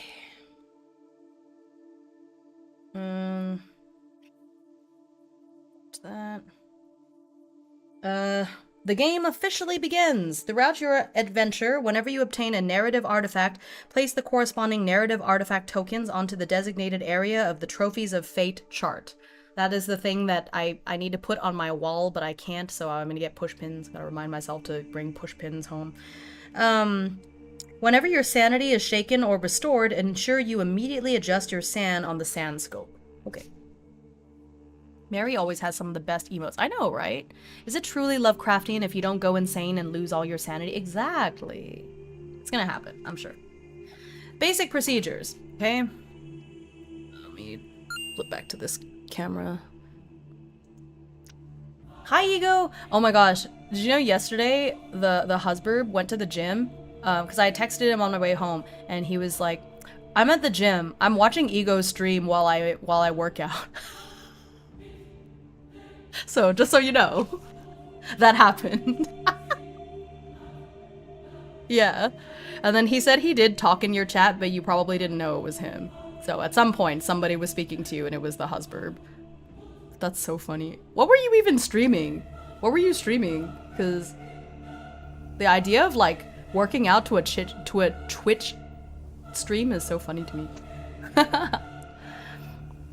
I only do just chatting. Oh, okay. Oh my gosh. Aw. I don't know if that suits him though, because his favorite streamer mostly does like just chatting streams as well, so I think he just likes listening. He treats it like a live podcast, Okay, basic procedures. This game uses flexible immersion as its core design principle. To avoid interrupting your exploration pace, most rules and mechanics unfold naturally as the story progresses. Whenever you encounter a new mechanical challenge, the journal pages will present the most direct instructions. Therefore, you only need to understand the following core basic modules to easily step into this supernatural journey. Number 1. This is for multiplayer, so we're gonna ignore that. Fracture dice and sand system. In this spine-chilling investigation, the fracture dice will be your only physical reliance when facing the unknown. It possesses 3 distinct modes of use. Okay. 1. Numerical check. Functions like a standard 8-sided dice. Simply read the number on the top face as your result. 2. Chaos check. Ignore the numbers. The outcome is determined solely by the unique symbols on the dice faces. Combat check. Used in specific battle scenarios. The physical landing point of the dice will determine damage modifiers. See the combat and adversary cards section for details. So that's the cool part. You have to drop the dice. So part of the pen is like the exact height that you have to drop the dice from, and then where the dice lands like has to do with combat. So that's pretty neat. Oh, I do remember someone saying they were at the gym. That's funny. That was the husband. They were there. Oh my gosh, I've been poked. I was poked by a lemon. Oh my goodness. Okay, actually, do I need both dice?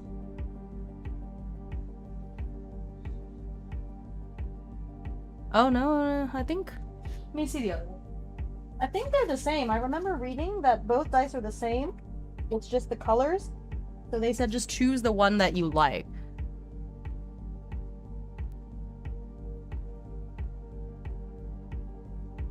Oh yeah, they look slightly, oops. They look very slightly different. They're a little bit different, but it's purely an aesthetic thing. This was the special one. The red one was the one that I think was unlocked through stretch goals, but I actually like this one better. This one looks a little too much like, you know, like a Monopoly die or whatever. I'm gonna go with this one. Alright, so same thing. Okay. I go to buy the gym every time I go to Taco Bell. They're on the same road. Oh. Okay. Yep. Combat check. Okay, that's it. Chaos check. When the narrative calls for a chaos check, numbers lose all meaning. Roll the dice and let the symbols on the upward-facing die side proclaim your fate. So the star symbol represents sanity, symbolizing a flicker of clarity found amidst the horror. The eye symbol represents madness, symbolizing the abyss eroding and distorting your mind. And then that special symbol represents a critical success, signifying an extreme favor of fate. You know I'm never going to roll that. Peak location distance. It's a battle having to drive past all these fast food places. I mean, who are you telling? Every time I pass by a Cane's, I'm like, no, I need it. Please note that the design of the fracture dice is non-uniform. Some faces feature a single symbol, while others are a chaotic mix of sanity and madness. Depending on the conditions of the check, rolling the exact same face could lead to vastly different outcomes. Before officially opening the diary, you must perform 2 numerical checks to determine your starting sanity. First, roll the fracture die. Oh, consult the table below. Never mind. So I don't start with 5. I rolled a 5, so my base sanity is 63. And then plus 10. So I actually start with 73 sanity. Okay, no wonder. I was like, dang, that seems really low. Okay, I don't literally have 5. There's a table. 73. Composed. The cracks haven't reached the surface yet. Rolled a 5 out of 8. That's pretty average, I guess. Okay, my bad. They just said to roll the dice. The table isn't until a couple pages later. Yeah, so the...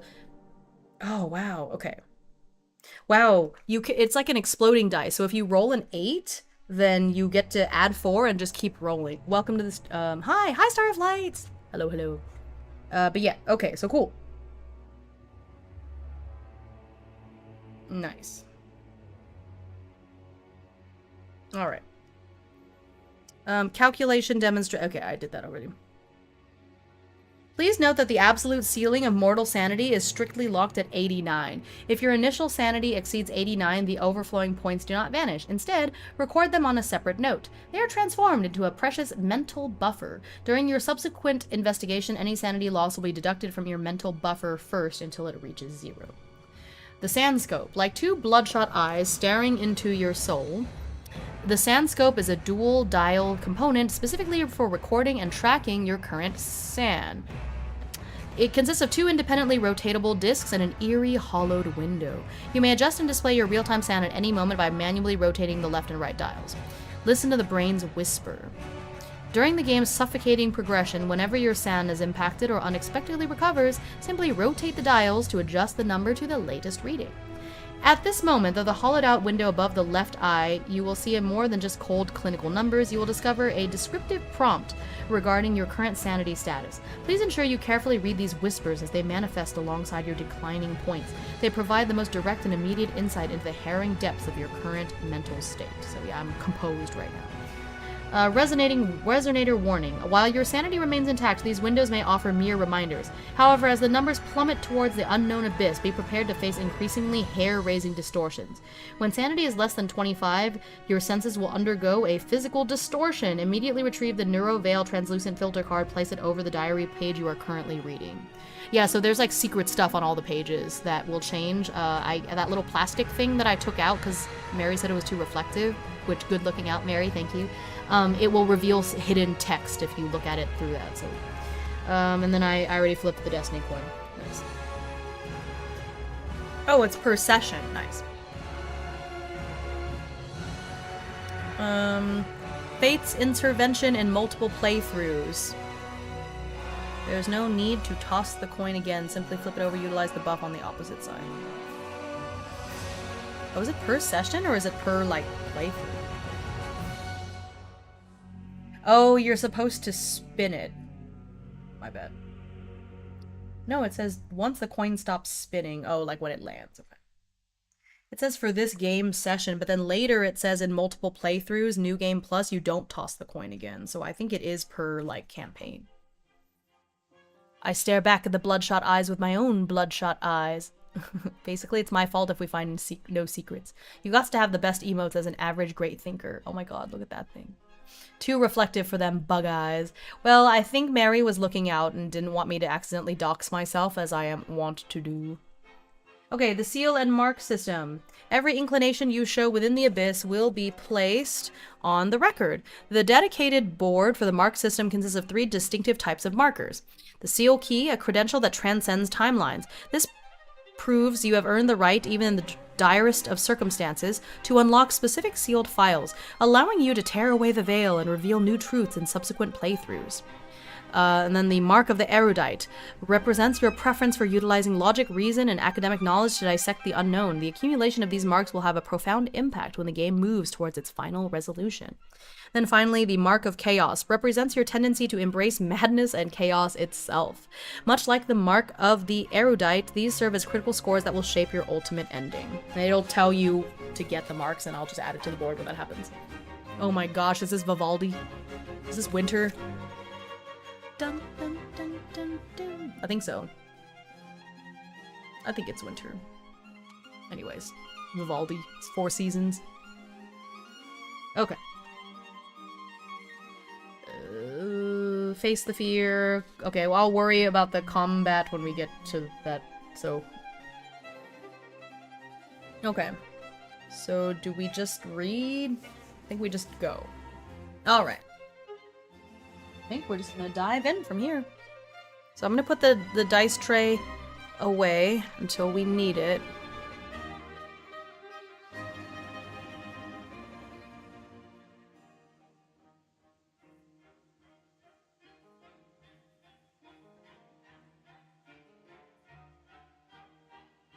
Okay, move this tripod in. Okay.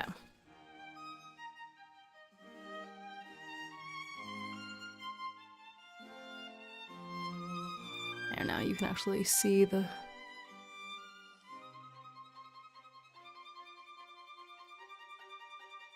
Okay, now you can see the pages.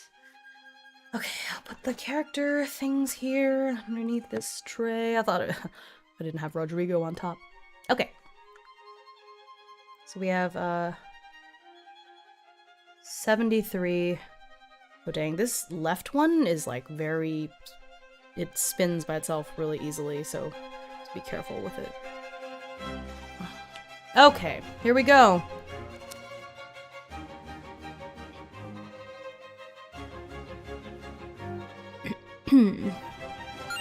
Well, this might be hard to... Okay, I'm gonna switch to the top-down camera, and I'm actually gonna go ahead and remove that, left part. Well, no, I think it's okay. I think I can bend it. Yeah. No, but then you can't see the whole page. Okay, alright, never mind. Ugh. I'm learning. We'll figure it out. I'm gonna make sure y'all can actually see the pages.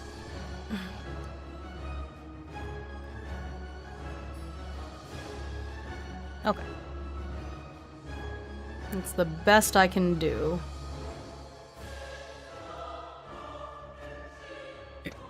Okay. I had the enrollment papers for September 10th, 1925. Remember, this is Rodrigo's journal, apparently, so there was that. I had the enrollment papers for Miskatonic University in my hands, filling out my name on an official-looking form that felt almost absurd. The key sat in the palm of my hand. The dorm number of East Miskatonic was printed on the label. It all felt like some kind of arrangement, neatly ordered, no flaws in sight. The only problem was, the past doesn't vanish just because of a piece of paper. The police didn't keep their word. No phone calls, no messages, not even a half-hearted explanation. But I did catch a glimpse of it in the corner of the newspaper, an obituary shorter than a weather forecast. Antonio L. Accidental drowning. That was it. Not even the courtesy of a full last name. It was as if he was just some drunk at the docks, a nameless thug, not my friend. I knew exactly what that meant. Hi, Iris! OMG, the music, yeah.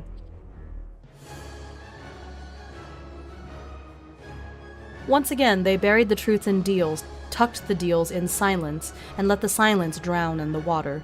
There wouldn't be a record in the precinct's files. The ink on the paper blurred, like it might be smudged away at any moment. And my house, well, my house had already been torn apart by bullets. My father didn't scold me. He just leaned back in the leather chair, the cigar between his fingers burning down to the stub, the smoke swirling around his face, hiding his expression in the shadows. It wasn't until much later that he spoke. His voice calm to the point of coldness. You have the chance to leave here, Rhodey. Don't look back.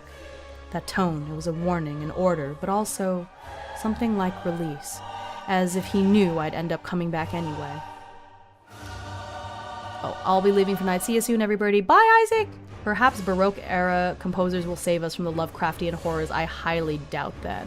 It is indeed winter. Okay, yeah. Winter is my favorite out of the 4 seasons. So, hee hee hee. Already said hi, Iris. Did I miss anything else? Anybody else say anything? No, okay. Yeah, the music. See you later, Isaac. Thanks for dropping by. And good morning, Iris, in case I missed it. I think I did say it, but... Miskatonic University, so far up north, far enough that I believed the fog here could wash everything away. I should be grateful for this distance. It pulled me away from my father's office, away from the lies dressed up and sold in courtrooms, away from that house that had never been the same since my mother died. She used to say the autumn in the north was beautiful. The air was cleaner than in the south, the rain carried a chill, the sunlight faint but clear. I don't know if she ever came here, but if she stood in the middle of this campus, looking up at the clock tower swallowed by fog, maybe she'd feel the same way I do, that nothing here feels real. The morning fog at Miskatonic is thick enough to feel like something that doesn't belong in reality. The clock tower stands, silent, its black spire faintly visible through the mist, as though wrapped in deeper shadows. Back got some cereal. Ooh, nice. I took a deep breath, the cold air sinking into my lungs, sharp enough to make my head spin. But I still couldn't tell if this chill came from here or somewhere much deeper. At least there's no mafia here, no dirty deals dressed up as legal in law offices, no windows shattered by bullets. Here there are only books, only knowledge, only reasons to keep going. If I can learn more here, if I can become a real doctor, if I'm strong enough, maybe one day I can make a difference. So I have unlocked Rodrigo's number 1, the basic info. The mist thins, you glimpse a sliver of fate. So I'm gonna... Actually, I should keep the coin out because the coin is good for scratching. Alright. Camera, do you sense it? Do you see him? No, I think it's too bent. As a Floridian, what's a winter?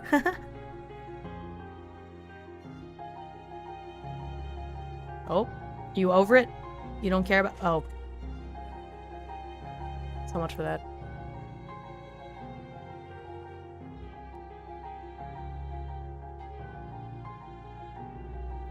Ah. Alright. Let me get the coin. Use it to scratch off the... Rodrigo's basic info. Rodrigo alert, right? Yep.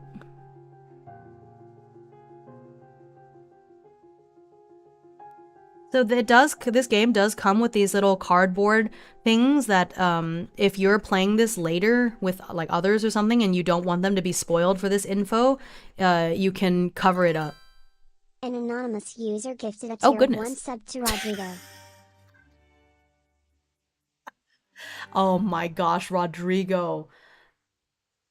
Rodrigo stan in the house. Y'all, his birthday is August 17th. His birthday is 2 days before my birthday. Rodrigo is a Leo.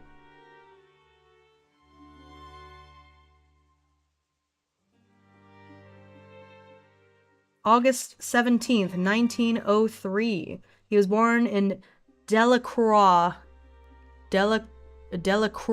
USA. What the heck is Delacroix?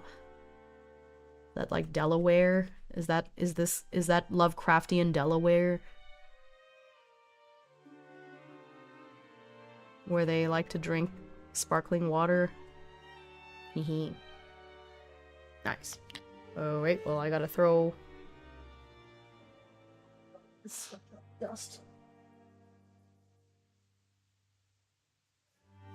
Okay. Ooh. All right. Too good. There it is. We got his info. Of course, Rodrigo is a Leo. Isn't that like water that pretends to taste like fruit? Yeah, I love it. There it is. Rodrigo, my love, is that you? The camera probably. Yeah, right. Okay. Okie dokie. The Hemsley Memorial Clock Tower. I spent the entire afternoon in front of the clock tower trying to sketch its outline, but the lines never matched up. The spire seemed to shift ever so slightly. Oops, I forgot to switch back to the... There we go. The spire seemed to shift ever so slightly in the fog, like a shadow carved into the surface of reality, but never really existing. I adjusted my angle, tried to draw it again, but every time I put pencil to paper, the result was different. It was taller than it seemed, taller than what reality should allow. When I tried to estimate its height, all I could come up with was a vague answer, like I'd fallen into the wrong formula. No matter how many times I calculated, the results always contradicted each other. Is the clock tower changing, or is it just my eyes playing a trick on me? There's the Hemsley Monument Clock Tower. Oh no, Chris! The morning fog at MU is always thick, carrying a damp, chilly bite in the air. By dusk, the mist lifts, and the shadow of the clock tower stretches long, covering the entire stone steps. At night, people say things change.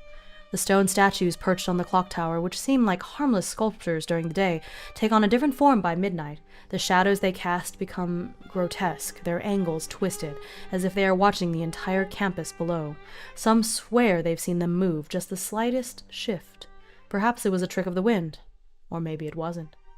But what unsettles me most isn't these rumors, it's the scale of this place. I sit beneath the clock tower, my gaze slowly lifting, and in a fleeting moment I'm struck by a bizarre, irrational illusion.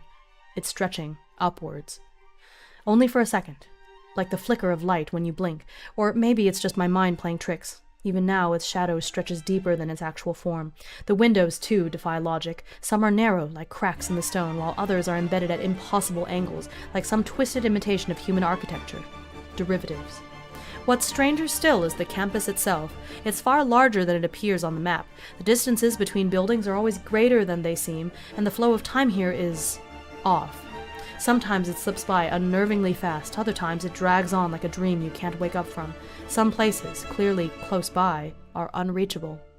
Eventually I pull my gaze away, the tip of my pen briefly touching the paper, continuing to sketch that clock tower, one that can never truly be captured. After all, no matter how terrifying the legends may be, they're still easier to live with than the sound of gunfire from gang fights, aren't they? Compared to runaway bullets, I'd rather believe in the ghost stories whispered in the dead of night.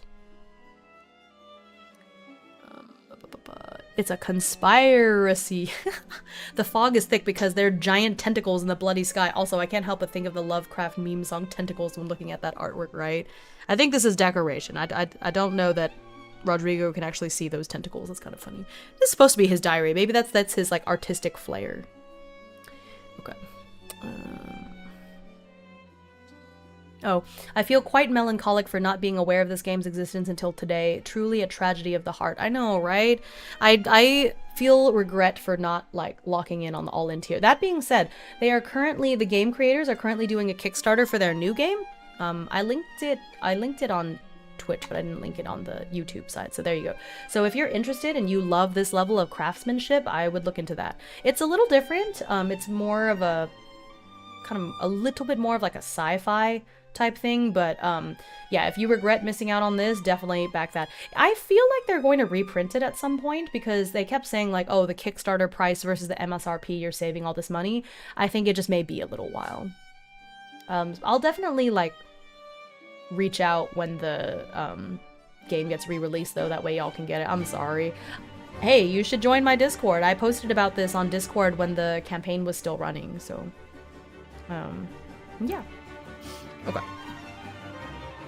Hang on really quick, I'm gonna take a quick pause to grab my water from downstairs because I never brought it up here and somebody redeemed a hydrate earlier and I couldn't actually hydrate and I've been reading, so I gotta go get some... I'm gonna go get my water. I'll be right back. I'm not even gonna put up the BRB screen.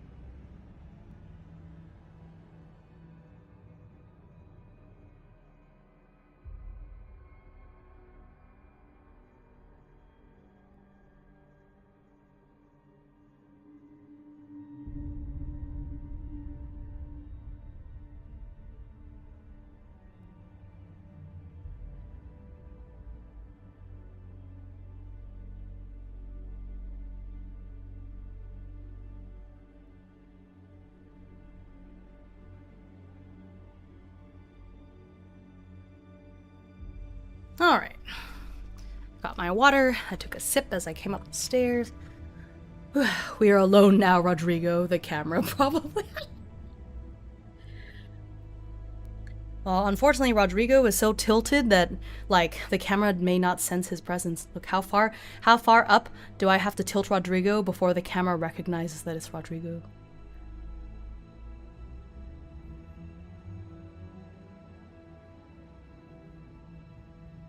There's too much glare, that's what it is. They're like, who is he? Oh, thanks for the hydrate. Yeah, I have to turn his card almost a full, like, 90 degrees before the camera will recognize it as Rodrigo. There's too much glare this way. It's like, wait, but is it? But is it? Highlight of the stream, the shipping of Camera-kun and Rodrigo, right? Write the BL fanfic we needed. Okay. I blame you, Hime, because I'm keeping an eye out on the side. You should get it. It's good stuff. Alright. Well, let's continue. A wainscot administrative building. The sun had finally disappeared beneath the horizon. I packed up my brushes and left the bell tower. After the sunset, the night crept in like soft velvet, slow and gentle, swallowing the entire campus in its embrace. A light breeze rustled through the treetops, carrying a faint whispering sound. Streetlights cast a warm, soft glow on the path carpeted with fallen leaves, and I walked slowly down the quiet road. The chimes of the bell tower echoed from a distance, steady and long, bringing a sense of peace as if caught between dusk and night. Something suddenly hit me. 666 East Wainscot Administrative Building. New students must promptly retrieve their student identification cards from this location immediately following registration. This directive has been fervently emphasized by the dean, as without this essential card, access to the dormitory will be denied, and navigating the library or completing course enrollment may prove insurmountable. Thank you so much for the follow. I'm not entirely familiar with the campus layout yet, not quite sure where 666 East Wainscot Administrative Building is. The fact that it's 666 is, subtle. The school grounds are always most pleasant at dismissal. Most students are either hauling backpacks to the dorms or clustered in small groups, laughing, probably headed to some bar or restaurant in town. It lends this unfamiliar institution a quiet, lived-in warmth. I glance around. The admin district's lights are softer than the academic sector's, casting a low-key, almost secretive glow. I slip a hand into my pocket, fingers absently tracing the cover of the student handbook. The smooth paper grain carries a strange, grounding comfort. Running a little late now, but there's still time. So wait until tomorrow, or just head to Wainscott Administrative Building now and take my chances. Ooh. Oh, hi Strawberry! Thanks for checking in. So, do we wait?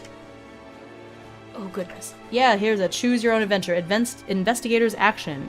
Make your choice. Go now. Even with the late hour, I need to make sure I get that student ID or wait until morning. I think I need to go now, because if I don't have my ID, then I can't get into the dorm, right? So I think Rodrigo's gotta go. Because, yeah, it says it's not like the world's ending, but you literally, it says you can't get into the dorm if you don't have it, so I think we just need to go. Alright.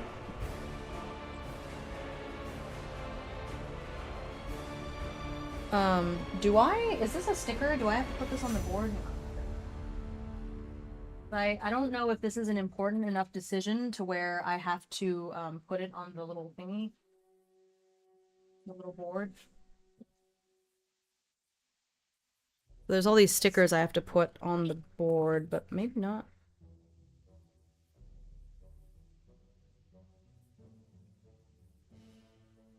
I think it seems like this is just endings. Okay, so I don't have to keep track of every single decision. It's just the narrative artifact tokens and the endings, so cool. I don't have to worry about that right now. All the more reason I should not worry about putting up the trophy board. Okay, so we're just gonna go. Hi. Hope you had a great day, Strawby. Alright, so I chose to just go. I headed west across campus, following my memory. Nightfall came slow. Deliberate, the last light of dusk peeled away like an invisible hand patiently stripping it from the sky until nothing remained. The college's stone walls turned colder in the dimness. Street lamp beams split across jagged rooftops, their shadows stretching long against the cobblestones. Moonlight tried to fill the gaps, but only warped the shapes further. Fog creeping in. It slithered low across the ground, some formless thing sliding between buildings, coiling around streetlights before dissolving. The air hung damp, thick with a chill that didn't feel like it belonged here, like it had seeped up from somewhere deeper. I stopped a passing student for directions. Freshman, probably. Backpack slung heavy, steps quick, face worn thin from the day. At the name Wainscott Administrative Building, his brow nodded. It seemed to take him a second to place it. Wainscott? A beat too long. His voice carried a twitch of unease, like the word itself left a bad taste. West? Maybe? He said it like he was recalling some half-forgotten rumor, not an actual campus building, pointed vaguely, then he was gone, fast, like the conversation was something to outrun. Man. Hall of the Mountain King in the background to this game is quite comical. Perhaps the Mountain King was actually an eldritch god from space. Honestly. That is true. It is a pretty sinister sounding song, but I feel like it's used so much in funny scenes that now it does sound a little comical for sure. Okay. The stranger's footsteps faded into the night, swallowed whole. I trudged forward along the gravel path, but with every step the buildings seemed to grow taller at the edges of my vision, leaning in. They weren't really still. The thought hit me and I whipped around. Nothing, just stone and shadow where they'd always been. Yet I could have sworn I felt them breathing, shifting their shapes when I wasn't looking. The fog curled over the walls like a cold hand tracing the old bricks. Wainscott Administrative Building. Should be close now. Okay. I can proceed or leave. Why the heck would I leave? Like, okay, yeah, we made it this far. Let's just turn around and go. Whatever. We're gonna go. Okay. Page 15. Which this seems disingenuous because I can see emergency event on the next page, so could I just avoid it and be like, never mind, we should leave. But I'm not gonna leave. Rodrigo's mama didn't raise no quitter. He's going. Reality phrase. The ground beneath you is less certain than you believed, and your choices may not be yours alone. Cast the fracture dice. Okay.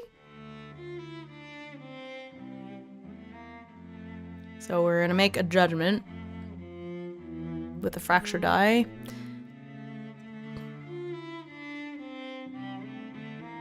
I need at least one sanity symbol, so I need one of the little star things, or else, he's going to go insane a little bit. Rodrigo needs to be brave for Camera-kun's sake. I know, right? Oh, no. Well, I rolled a 2. I don't know about y'all. I do not see any sanity symbols on this face. The sanity are the little stars. Like those. That's none. No sanity symbol. Madness seeps into your thoughts. Jump to page 20. That's... Well, we're off to a roaring start, aren't we? I strained to recall the dean's instructions, but my memory was veiled in haze, like trying to grasp smoke. Did I forget? Or was it never really there to begin with? The night thickened. Fog slithered under streetlights, a shifting second skin over the campus. The academic quarters paths turned alien in the dark. I walked familiar routes, only to find buildings suddenly out of place. Were they ever still?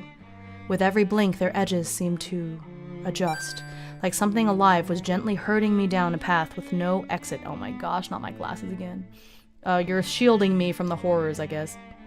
My breath hitched, pulse racing before I noticed. Dread coiled up my spine, cold and wet. Was it the air, or something closer? Time froze, or maybe just froze for me. In the end, I stopped walking, lost, swallowed by the night and its hungry mist. I never reached Wainscot. Now I'm not even sure I ever meant to. -4 sanity. The abyss beckons. Oh, that brings me to 69.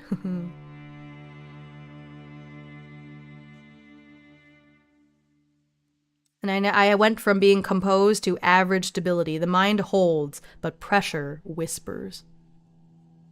I'm the only horror. Okay. Onwards. Yeah, the ponytail. Yeah, that's Tong. Hehehe. Our first other character that we beat. All right.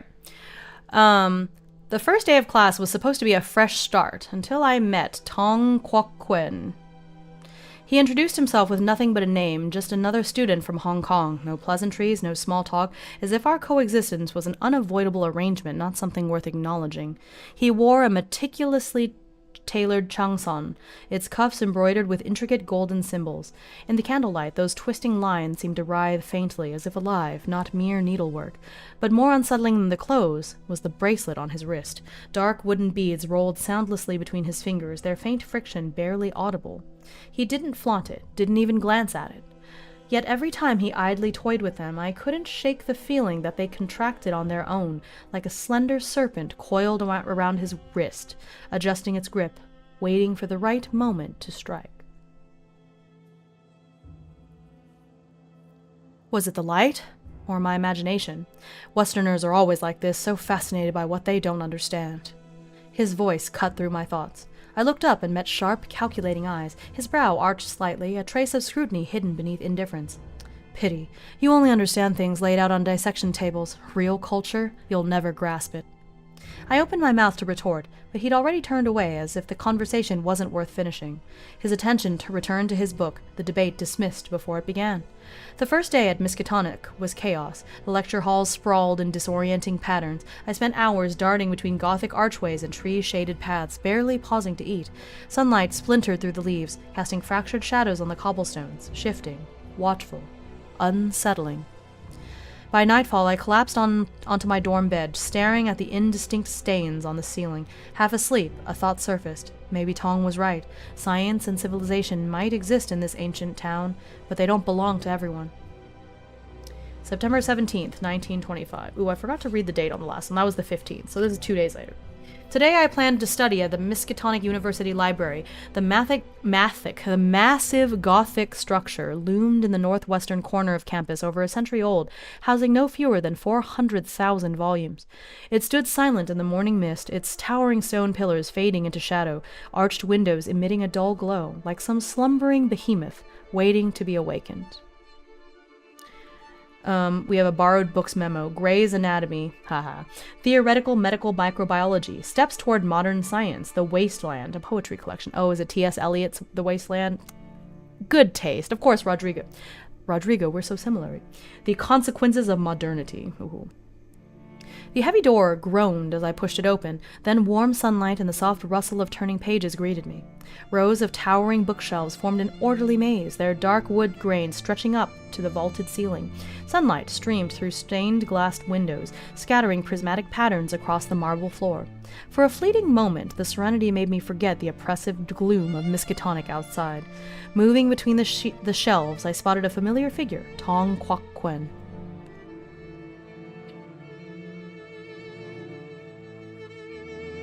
But he wasn't in the medical section. He wore that same unidentified changshan, its dark plum silk shimmering faintly as light caught its folds. The embroidered cuffs seemed to absorb the sunlight, casting faint, pulsating sigils across the fabric. He didn't look up, engrossed in a stack of Eastern texts I couldn't begin to decipher. His fingers traced characters that slithered unnaturally across the rice paper, each stroke breathing with a life of its own. He sensed my gaze before I spoke. A slight arch of his brow, though his eyes remained fixed on the pages. The medical department's star scientist wouldn't find this interesting. His tone carried its usual mockery, but something darker lurked beneath. You always have the strangest things, I replied, forcing casualness. My response gave him pause. He glanced up, studied me briefly, then slid a yellow paper talisman, folded into a triangle across the table. Take it. Consider it an education, star scientist. I hesitated a second. It was a yellow paper symbol, folded into a triangle. When my fingers brushed the paper, a faint vibration pulsed through my skin to my palm, like a heartbeat. I clenched my fist, suppressing the absurd thought. Thanks, but I prefer science. Tong snorted, as if he'd expected nothing less, and returned to his books without another word. I shoved the talisman deep into my pocket. Just some Eastern superstition. I had no idea at the time. This seemingly useless slip of paper would become my only anchor in the Antarctic storms to come. In the darkness. Okay, so the mist thins, you glimpse a sliver of fate. Okay, so we've unlocked the basic info for Tong Kwok Kwen. Where's he at? Look, it's a man! Come on, camera. I thought you liked men. You zoomed in on Tong last time, come on. It's Tong. Yeah, okay. Yeah, see? Pretty interesting. Cool. Alright, so we're gonna scratch off Tong's first little profile piece. The camera definitely has a type. Yeah, its type is man.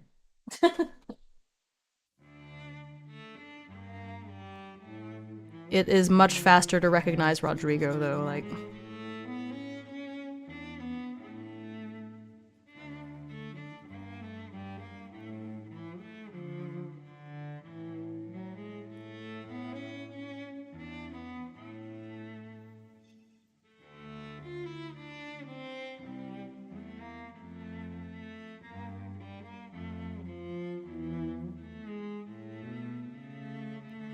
Okay, we already knew all of this information about him.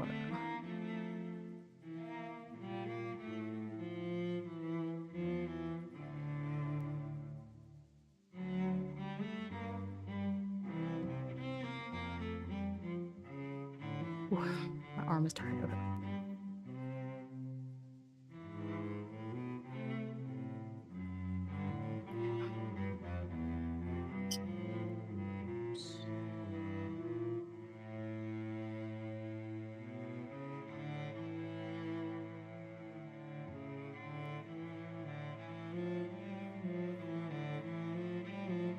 Okay.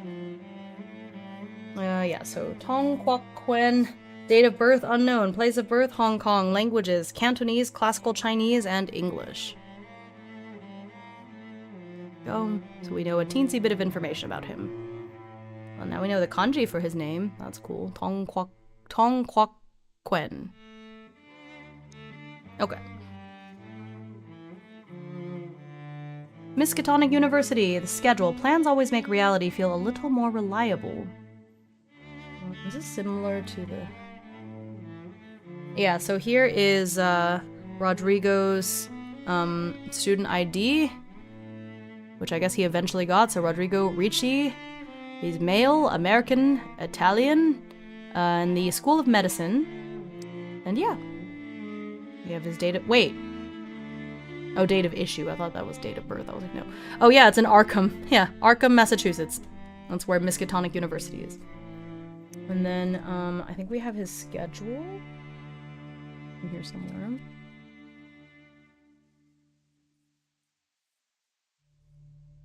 Yep. First year, first semester in, university. So this is his schedule, his timetable. Pharmacology. So on Mondays, he has pharmacology, histology, and embryology. Biochemistry, medical ethics, and professional behavior. Tuesdays is physiology, immunology, human anatomy. Wednesday is pathology, basics of genetics, human anatomy.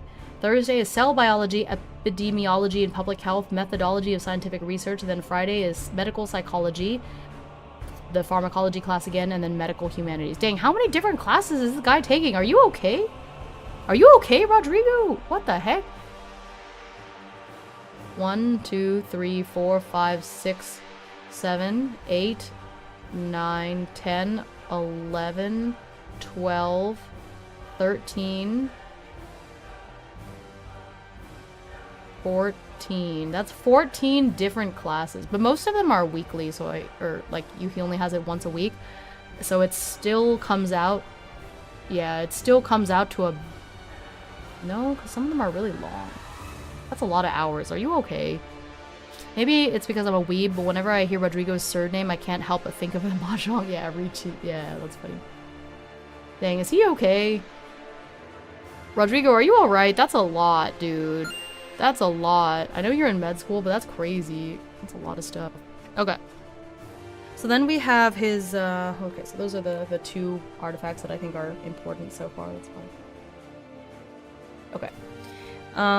Plans always make reality feel a little more reliable. Hi, Cassie! So his daily schedule, 6 a.m.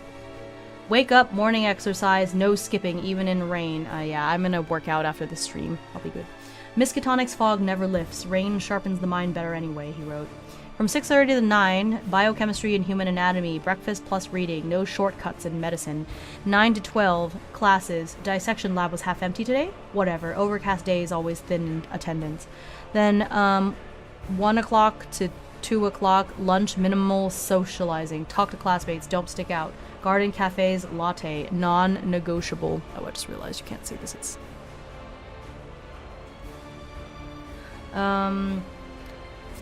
2 o'clock to 7 o'clock, classes. Hope Neil stops zoning out. Occult gibberish won't pass his exams. And then from 7 to 7:30, dinner plus non-medical reading. Something's watching from the bushes. Literature adjusts my mind. Relax, Rhodey. This isn't the South. Nobody's out for your head. And then 7:30 to... I'm trying to convert because it's all in military time. 21:30 is... What, that's 9, so it's 9:30. Lab work or library study. Pray I don't run into Tong and his creepy paper charms. What? Come on, dude. And then from 9:30 to 11:30, wash up, rest, personal relaxation time. What did Tong stick above the door frame? Better not ask. And then at 11:30, sleep, empty your head. Stop replaying those odd details. More classes tomorrow. Then he wrote, Miskatonic nights are quiet, crossed it out and wrote, well, it's too quiet. So he scribbled all over his schedule. I couldn't find my class schedule. I knew I had put it in the desk drawer, but now it was gone, as if it had never existed. Monday had an important class. I remembered that much. The problem? I couldn't recall which class it was. The name's been smudged from my mind. No matter how hard I tried, the letters wouldn't form. I hadn't expected the genius to be so forgetful. Tong Kwok Quen. Do you have to really call him by his full name every time? How many other Tongs do you know? Do you really have to call him Tong Kwok Quen every time? Lounges on his bed, rolling those damned beads between his fingers as I tore the room apart. Or maybe you weren't as sharp as you pretend, couldn't even keep track of his schedule. I was already restless, and his tone needled me further. I bit back the anger. I kept searching. But the unease grew, not just from the missing schedule, but from the creeping doubt. Did I ever actually have one? By the way, Tong's voice drips with mock curiosity, that surname of yours, Spanish? Italian? Or, hell, maybe you don't even know. Or maybe even you don't know. I froze. The book in my hand slammed onto the desk. I turned, voice low and raw. I didn't recall asking.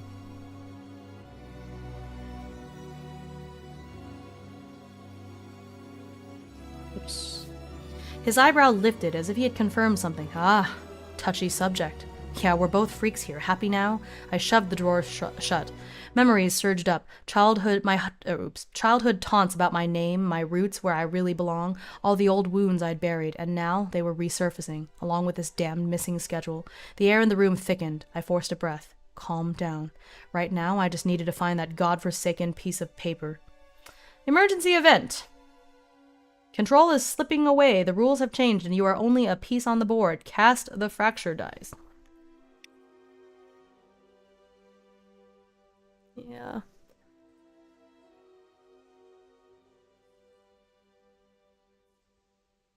Oh, I think that's an 8. Is that critical? I think that's the crit. Yeah, 5, 6. I think that's crit. Oh yeah, I can see the 8 at the very top. Yay! I got a crit. So if you roll a crit, immediately restore 3 sanity and roll again. So 1, 2, 3. So I'm back up to composed. The cracks haven't reached the surface yet. So far I'm at a net loss of 1. So not too bad. 72. Nice. Then I roll again.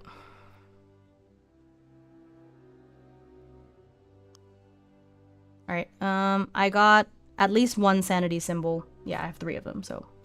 You resist the unseen hand. Jump to 33. Okay, nice. Okay, the dice decided not to punish me quite so much.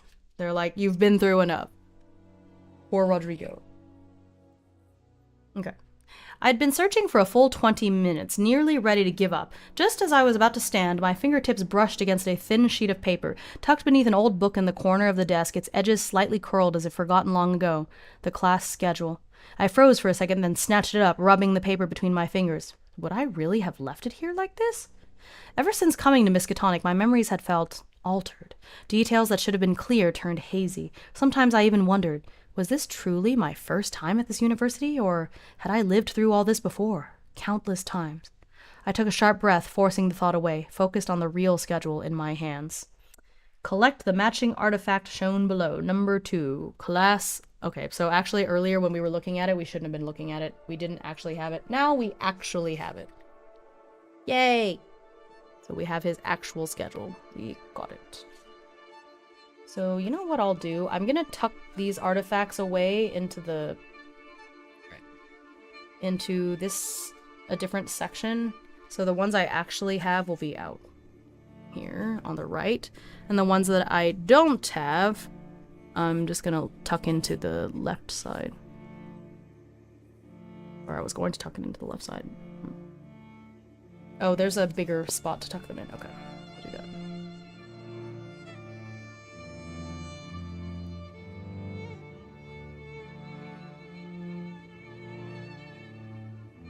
Okay, I remember I'm on page 32, so no big deal.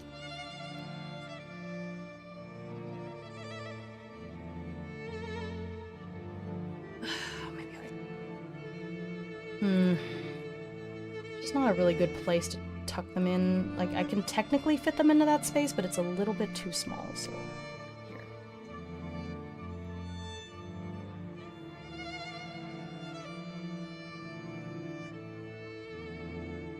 Okay, oh, here. So I have this little thing on the right that's like a magnetic, so the ones I've collected I'll put there. How's that? Or maybe the ones I haven't collected should go in the magnetic section. That way part of them are covered up and I can't really see them. Let's do that. So then I'll slip into the little folder piece here, the ones that I have actually collected. There, that's what we'll do. There. Perfect. Okay.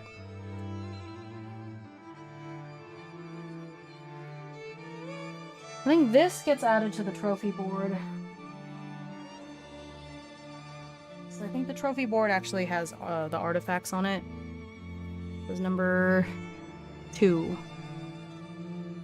Oh yeah, because I wasn't able to actually get his ID card. We failed. We failed. But we did get the times table, so...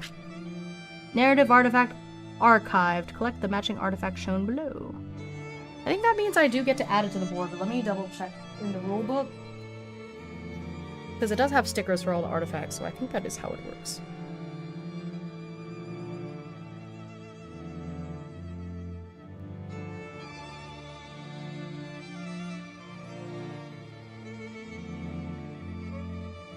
Yeah, when you acquire a narrative artifact in the game, place the corresponding narrative artifact token on its numbered space. Do not remove these stickers during future playthroughs. They remain permanently as unlocked clues until you collect all artifacts. Cool. Yeah, so I missed number 1. That was the very first thing, because I was supposed to get it from the building, but I remember I failed my check, so I couldn't get it. But I got the second one. Okay, so that one I do get to affix to the board, so I'll go ahead and do that.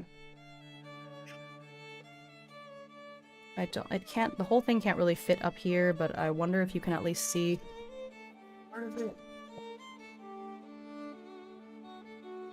So, I have artifact number 2. So the sticker goes right there in the upper left-hand corner.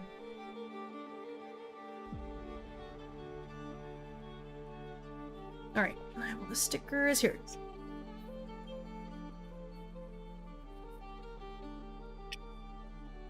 Ooh.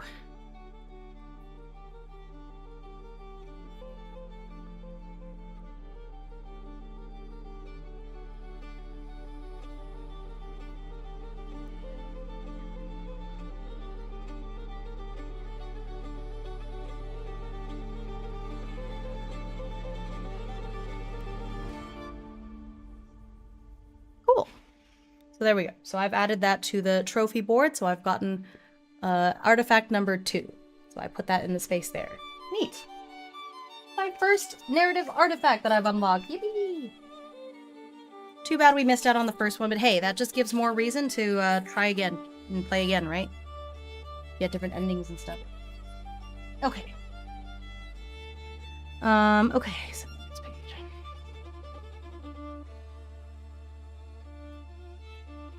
My eyes raced over the text, pausing at Monday, 9:20 to 12:20, designated classroom. There, the confirmation I needed. But as I clenched the paper, a quiet voice hissed from somewhere deep. Is this really a coincidence? Or was some unseen force weaving reality itself, slowly making me another piece on its board? I shook my head. No time for paranoia now. Pharmacology, History, and Embryology, Monday, September 21st, 1925. Finding the schedule brought some relief. Strangely, Tong Kwok Kwen was in this class too. Noticing my frayed nerves these past days, he'd uncharacteristically dropped his usual mockery. For once, he spoke seriously. Ricci, a word of advice. Stop losing things, especially before Sterling's lectures. I didn't get his urgency until I walked in and saw the tall, straight figure in front of the podium. Dean Sterling stood at the podium. The black professor's light gray suit was knife-creased, silver-touched temples gleaming cold under the window light. His stern presence alone seemed to freeze the air. Close your books. His voice was calm, low, like a scalpel dragged over metal. Pop quiz. The room went dead silent, then groans. Even Tong muttered a curse. Pop quiz? Isn't it the first day of class? Calm down. Mr. Tong Kwok Kwen. Sterling's gaze snapped to us, icy with open disdain. Oops. We're still on the top down. There we go. If Miskatonic standards displease you, perhaps return east to your meaningless occult studies. Tong's grip tightened on his beads, but he swallowed his words. This is a medical school, a place of science. Sterling's eyes cut like dissecting blades. I almost spoke up until that glare pinned me like a specimen. Something in his scrutiny killed my courage. I gritted my teeth and flipped the test open. The air was suffocating, but the quiz, while sudden, wasn't impossible. Sterling's hostility only sharpened my resolve to prove myself. Handing in my paper, I stared at him. He'll be fair, right? If this is the palace of science, it has to be fair. He collected the stacks without a glance. No one merited a second look. I clenched my pen. Right. Oof. Lab assistant recruitment. Today brought unexpected news. Professor Romanova was recruiting lab assistants from freshmen. Okay, so actually... Oops. And then I kicked the camera. Hang on. Get the coin. Stop running it over. Come back. Come back. There. And then, Anyway, what I was going to say is that I guess some of these characters, because Sterling is one of the characters, so this is the professor, and then it looks like Romanova is also a professor, so not all the characters are students. I don't know about Catherine, but okay, so Tong and Rodrigo are students at least.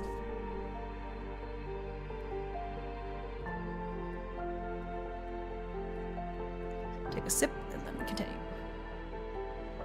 This teacher is the type of guy who brags about how only 10% of his students pass his class. Oh, yeah, 100%. Yeah, for sure.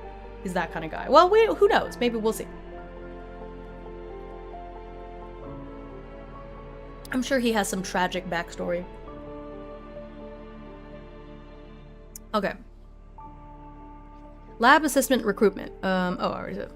At Miskatonic, professors usually only pick upperclassmen, but Romanova clearly didn't care for rules. Yet when I mentioned this in the lounge, the air turned odd. Olga Romanova? Someone repeated her name in a hushed tone, as if afraid of being overheard. Yes, her. I scanned the room, only met with silence and uneasy glances. Ricci, you should ask the seniors first, another muttered. Her lab's complicated. Meaning? They exchanged looks. Finally, one spoke. Her research is brilliant, no doubt, but the way she looks at you, like you're already on her dissection tray. Ooh. The air froze. Outside, tree branches swayed in the dim light, their shadows twisting across the walls. I cleared my throat. What's her field? The line between life and death, maybe?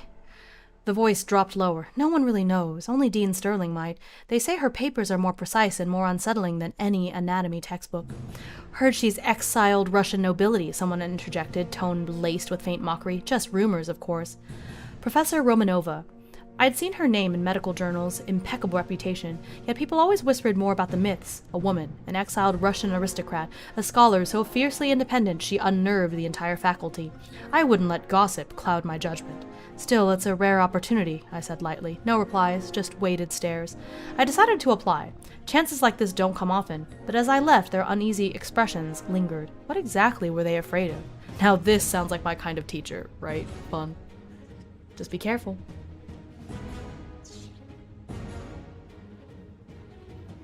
This afternoon, I was washing glassware in the old lab building with a few classmates.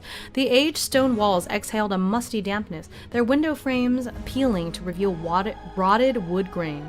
A freezing wind whistled through roof cracks with a low, wheezing sound, like some unseen thing drawing breath. I'd just placed a beaker on the shelf when the voice came. Hey, Southerner, you here to study medicine or dodge debts? Dinson's tone dripped with barely veiled contempt as he materialized behind me. I turned slowly. What's your point, Dinson? Nothing much, he shrugged, lips curling. Just figured you Italians are either mobsters or dockyard thugs. Didn't know you cared about science. The room fell dead silent. All eyes locked onto me. I held his gaze, keeping my voice light. Sounds like you know a lot about the mob. Dinson smirked. Don't you? Ever heard of being skinned on the salt flats? I picked up a towel, casually polishing another beaker. Back home, I saw a guy who owed money get stripped naked and staked out on the salt flats for 3 days. When the wind caught his dried-up hide hanging from the docks, sounded like animals whimpering. I paused. It's a reminder. Don't cross the wrong people. Dinson paled. He coughed, forcing composure. Cute story, but Miskatonic's got worse. Like? Like the fingerbone man in the basement. His voice dropped. Decades back, some lab assistant slipped while cleaning test tubes at midnight, shattered the whole shelf. They found only glass shards next morning, and one finger bone with a ring wedged between floorboards. And, I arched a brow, fighting unease. Now, nights here, you hear bones tapping. Someone peeked down there once, said finger bones pointed from the cracks like arrows, all leading back to where he fell. Dinson's grin turned ghastly. When they pried up the floor, every other bone was there, polished, waiting to be reassembled. And since then, things kept vanishing in this building. I scoffed, burying my discomfort. Childish ghost stories. Yet as we packed up to leave, an icy sting crawled up my neck, like eyes drilling into me from the dark. I froze. Somewhere, dry bones seemed to tap against concrete. Closer, closer, then gone. Ricci? Someone whispered. Nothing. I forced myself forward. Just the wind. But Dinson's tail clung like cobwebs. The hallway lights flickered as I glanced back, empty, just swaying shadows stretching like living things across the walls. The old lab's darkness seemed to pulse. Ooh. Ooh, that's creepy. Ooh, there's a letter. Let's open the letter. Rodrigo Ricci, after thorough evaluation of your academic performance and personal conduct, we are pleased to inform you that you have been selected as a research assistant in this laboratory. Your compensation will be 50 cents per week. Is that a lot? Was 50 cents a lot back then? I don't know. That doesn't... 50 cents per week? I don't know. Additionally, you will be granted access to the laboratory's basic equipment to facilitate your research. You are expected to report for duty starting October 15th, 1920, or is it 13th, 1925, and to attend all scheduled laboratory activities punctually. We look forward to your contributions in advancing scientific exploration. Yep. And there's her signature, Ronanova Laboratory. Nice. Cool. It's got her envelope has there's like a heart with a bunch of arrows through it. That's not creepy at all. We just got a letter. I wonder who it's from, right? From the maybe creepy Russian professor lady. Yeah, what could go wrong?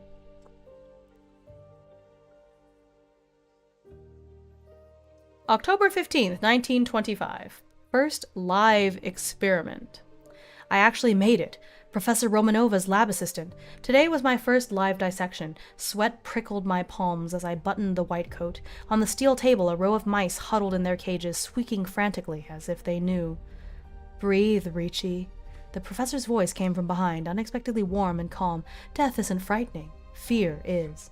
I turned. Her cropped blonde hair glowed under the lights, lips curved in a casual smile. She radiated ease, standing there in that sterile room, nothing like the rumors. Before I could process it, she nudged me toward the table. Gloves on, needle ready, I was moving deliberately toward one of the mice. The creature trembled beneath my fingers, that small, fragile body rising and falling in panicked bursts. Even through the latex, I could feel its body temperature rising, its heartbeat growing increasingly erratic. A desperate warning. Holding my breath, I steadied my hand and inserted the needle into the thin skin behind its neck. Blood immediately welled up along the shaft. The mouse convulsed weakly several times before going still. Then my hand slipped. The needle veered. The mouse's body suddenly spasmed violently, blood jetting from the wound to splatter across the pristine white lab surface. Mierda. The curse slipped out as nausea twisted in my gut. Relax, Ricci. Let me show you. Her hands took the instruments with practiced ease, precise, unwavering. The needle pierced skin, severed muscle and nerve, extracted the pituitary with clinical efficiency. Barely a drop of blood spilled. She moved less like an academic, more like a seasoned hunter dispatching prey, methodical, merciful, minimizing suffering. Finished, she peeled off her gloves with a warm smile. You did well for your first time. The nerves will pass with practice. No cryptic gloom like Miskatonic's other professors, no Sterling-esque cruelty, just genuine warmth. An inexplicable comfort radiated from her. I exhaled slowly, tension unwinding. Perhaps maybe I'd actually found a proper mentor. After the experiment, as I removed my lab coat to leave, my gaze caught Tong Kwok Quen in the corner. He was intently studying his specimen, a lab mouse with a black left forepaw with an odd expression. Something between pity and reluctance, thinly veiled behind his usual sardonic smirk. The mouse was already dead. What are you doing? I whispered. Tong startled, shooting me a quick glance before masking his reaction. Nothing. Only when the lab emptied did he slowly withdraw a yellowed slip of paper from his pocket, another one of those strange Eastern charms. Muttering unfamiliar words, he brushed his fingers across the paper. The vermilion symbols seemed to pulse under the light, as if stirring to life. Then, tap. He pressed the charm firmly onto the mouse's forehead like a ritual's final act. When I left, the creature in his palm remained lifeless, unchanged. Today's experiment taught me much, but Professor Romanova's words lingered. Death isn't frightening. Fear is. I pondered this as I washed my hands, watching blood swirl down the drain. The professor's calm proficiency resurfaced in my mind. Her approach to death wasn't indifference, but a composed reverence. To her, the boundary between life and death wasn't some inviolable taboo, but a tangible scientific truth. Perhaps this is true science. Not fleeing from reality, but confronting its most unsettling aspects. Okay. Archive unlocked, character profile, Olga Romanova, first basic info, so time for another scratch off. That she has blonde hair, but her hair does not look blonde to me. Cheeky Ghost just resubbed, it's been 8 months. Whoa. Whoa. Thanks for the resub, Cheeky. That's 8 months. Oh my gosh. Yeah, Olga does not look blonde to me. I don't know. Oh. Scratch off time.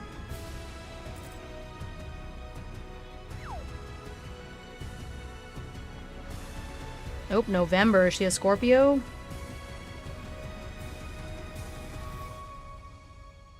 Yep, professor, Miskatonic University School of Medicine. She was born November 9th, 1895, and her place of birth was St. Petersburg, Russia. Languages: Russian, Old Church Slavonic, and English.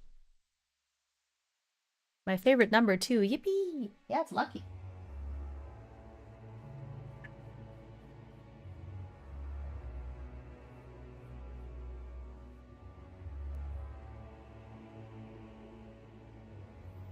There we go. Neat.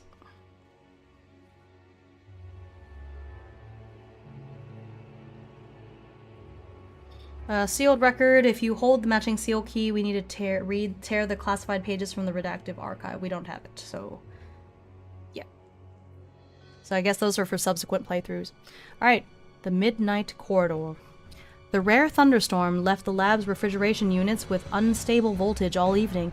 I had to repeatedly verify the cell viability data to ensure the fluctuations hadn't compromised our samples, which kept me working until midnight. When I finally shut that heavy sterilization door, the entire research building had fallen into a deathly silence. The hallway lights glowed dim and sickly, occasionally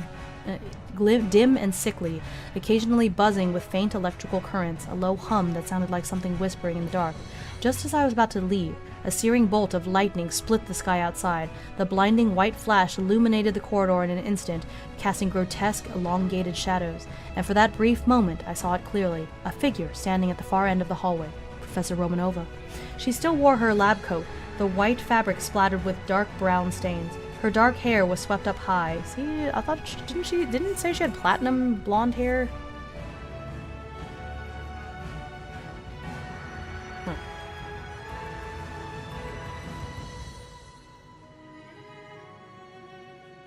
Didn't I read something about her having blonde hair before? Did I just make it up? Maybe I did. Okay, whatever. Her dark hair was swept up high, making her face appear even paler. She was pushing a loaded gurney, its wheels shrieking against the floor, echoing through the silent hallway. Uh-oh. Something bad is about to happen. Screech, screech. A nauseating stench crept through the air, the reek of something long decayed being dragged from frozen depths, its rot slowly permeating everything around me. Professor? The words escaped my lips before I could stop them. She froze momentarily, then looked up. Recognition softened her features as a casual smile spread across her face. Oh, Ricci, it's just you. She took a few relaxed steps forward when the gurney's wheel caught in a floor crack. The cart jolted violently. With a wet thud, the tarp slipped loose, spilling its contents across the floor in grotesque tumbling masses, tissue samples, twisted, malformed specimens, pale, viscous lumps of flesh strewn haphazardly, some still semi-solid, protruding jagged bone fragments through their surfaces. A disturbing patina of blood coated everything. The stench intensified instantly, a physical assault that sent my stomach lurching dangerously upward. Professor, are these our research specimens? I forced calm into my voice, though a faint tremor still leaked through. Indeed, she crouched effortlessly, retrieving the fallen tissue samples and draping the white cloth back over them with practiced ease, as if handling ordinary lab materials. Precious samples from Antarctica, rare opportunities we can't afford to miss. As she spoke, she turned to me with an expression of frank enthusiasm, like a hunter proudly displaying fresh game. There's a larger specimen outside on the truck. Since you're here, care to help me bring it in? I followed the professor outside, my gaze immediately drawn to the hexagonal casket resting in the target's cargo bed. The thick metal casing gleamed with an icy sheen, its angular edges razor-sharp. A thin layer of white frost coated the surface, beneath which I could just discern a network of fine cracks spreading across the metal, an unsettling pattern resembling subcutaneous veins pulsing beneath skin, silently expanding. That same nauseating stench invaded my nostrils, impossible to ignore. The professor noticed my hesitation and chuckled lightly, her tone teasing yet encouraging. Getting cold feet? Just curious, I replied, steadying my breath as the night air helped clear my mind. This specimen, also from Antarctica? Of course. She seemed to feel the chill, too, casually producing a half-empty vodka bottle from her lab coat pocket and taking a hearty swig, a far cry from the reclusive and gloomy figure of campus rumors. Ooh, what dis?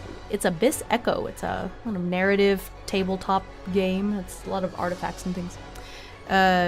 Prolonged exposure to the auroras caused these extraordinary tissue mutations. Took considerable effort to acquire them.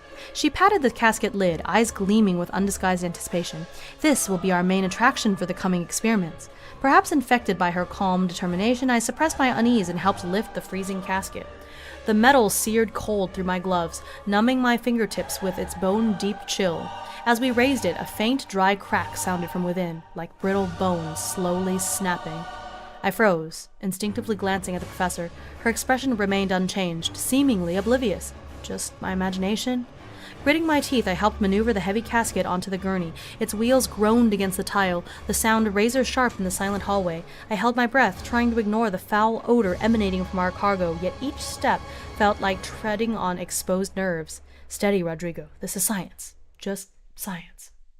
The new specimens required extensive cleanup, leaving me alone in the lab after the professor departed. The building sank back into that suffocating silence, the frozen air pressing against my nerves. By the time I finished it, I was nearly desperate to escape those icy, rotting samples.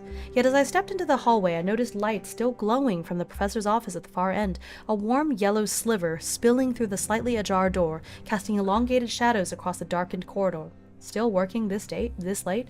After hours surrounded by those grotesque specimens, I craved human contact, even just a brief farewell. I approached and knocked, but the door creaked open further under my touch, revealing an empty desk. Professor? No response. Only the desk lamp's faint hum answered, in its light refracting through a half-empty vodka bottle to paint wavering shapes across the notes left open behind it. The uncapped bottle released a subtle blend of alcohol and something sweeter. Perhaps perfume, lingering like recently departed warmth. I called again. Silence. Then a chill crept up my neck. Something in the shadows behind that door seemed to be holding its breath. Watching. My pulse jumped. I stepped back instinctively. Should I investigate? Or is fleeing the only sane choice? This looks like an elaborate game book. Yeah, this is a binder. Each chapter is like in pages, and I put it into the book one chapter at a time. Like, technically the binder can hold 2 chapters at once, but yeah, I'll probably just switch them in and out 1 chapter at a time. Alright, investigators action. Step into the professor's office. Prohibition's been in effect for years, yet the professor always has her vodka. How? Or keep a distance. The longer I stay at Miskatonic, the more I learn to curb my curiosity. Perhaps maintaining a respectful distance is wiser. It's late. Better head back to the dorm. I think we need to go inside. Come on. We can't run away from stuff. Let's go. Page 55. The professor's office stood empty, bathed only in the desk lamp's faint glow that cast warm amber shapes across the wooden surface. The air held traces of lingering scents, alcohol, disinfectant, and the barest whisper of perfume mingling with vodka, so faint it might have been imagined, like someone had just been here, leaving in haste. The room felt unexpectedly warm. Heavy medical tomes lined the shelves, their gold-embossed titles glinting faintly in the low light, silent observers standing vigil. Yet despite the orderly books, everything else carried a casual air. Unlike the grim, unapproachable figure from campus rumors, this space held an almost welcoming warmth. The lamp hummed softly beside an open notebook, its ink still damp from recent notes. And there was this half-empty vodka bottle, its amber contents catching the light in slow, swirling ripples. I stared at the liquid's refracted patterns, struck by a sudden, absurd thought. Perhaps she wasn't the strange one at all. Maybe the true oddity was the university itself.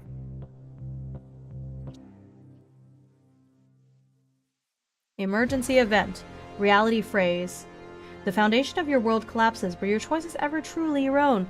Cast the fracture dice. I need at least 1 madness symbol. Sorry, I don't want a madness symbol. I don't want to be mad. Let me switch to the top-down camera so y'all can see my dice roll.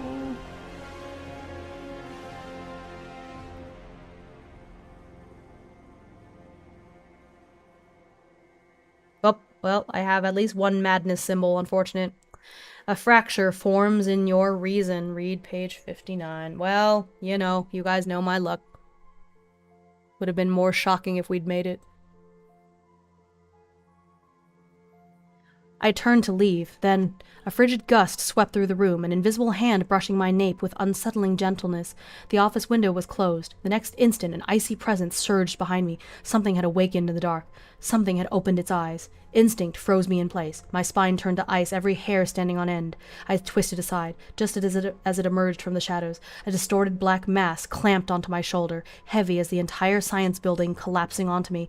Claws like surgical steel sank deep. Pain obliterated all senses, drowning in the tide of suffocation. And the whispers, fragmented murmurs against my ear, uttering words no human tongue should form.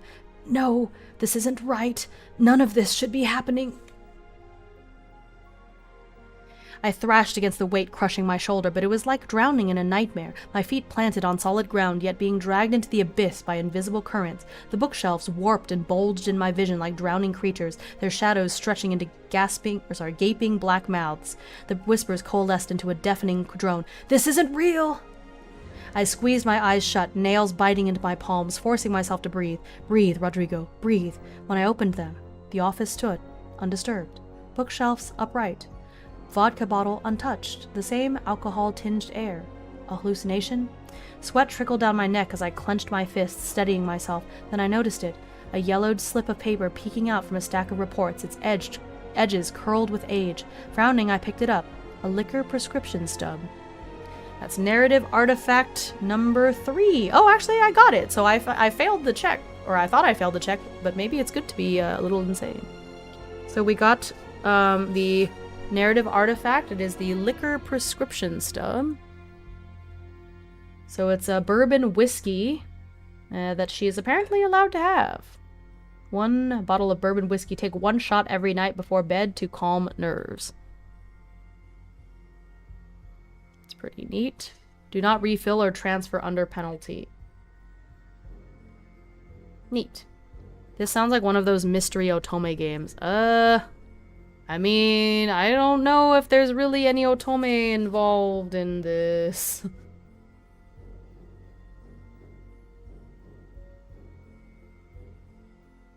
Alright. So I'm gonna transfer this to this section since I have it. And then I have narrative artifact number 3, so I get to add that to my trophy board.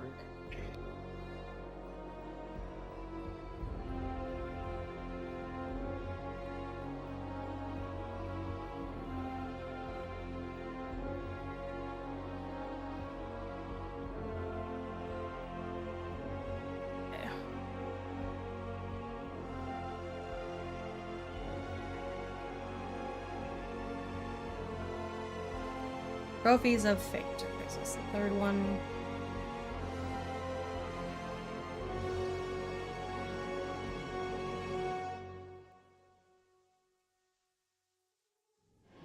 Well, once I put it on here, this is going to be harder to fold, because this sticker goes right over a folded section. Okay, well.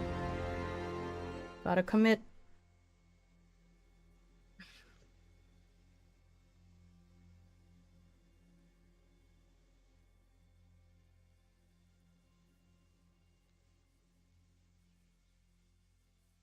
There it goes. Alright, so I have artifact number 3 as well. So I've added that to the sheet. Okay.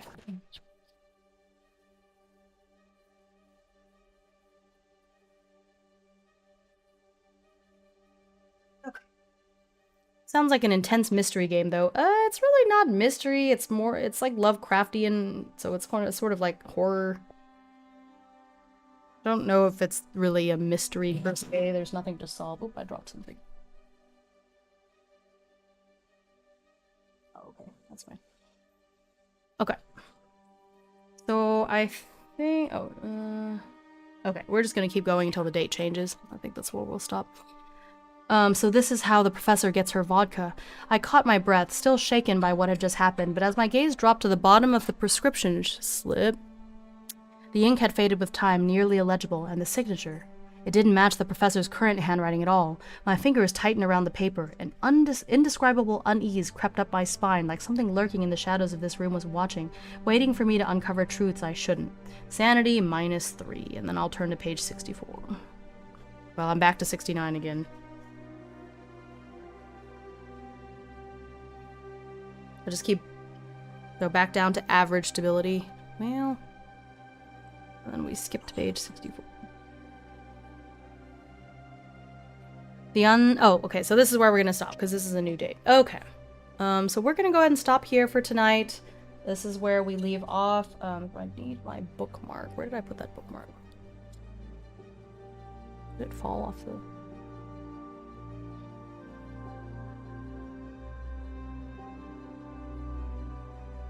bookmark go? I need to save our spot. Okay, hang on. Let me get the,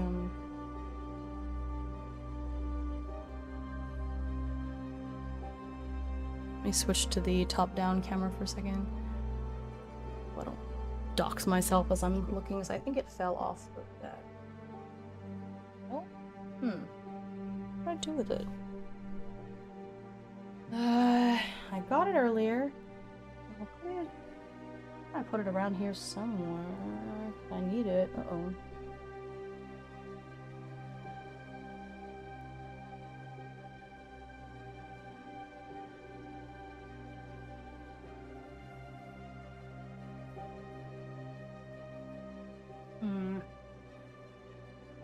Hey, what did I do with that bookmark?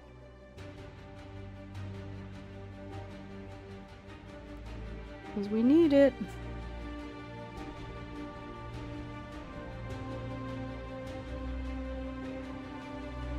And I showed it to y'all, and then I thought I'd like put it right here.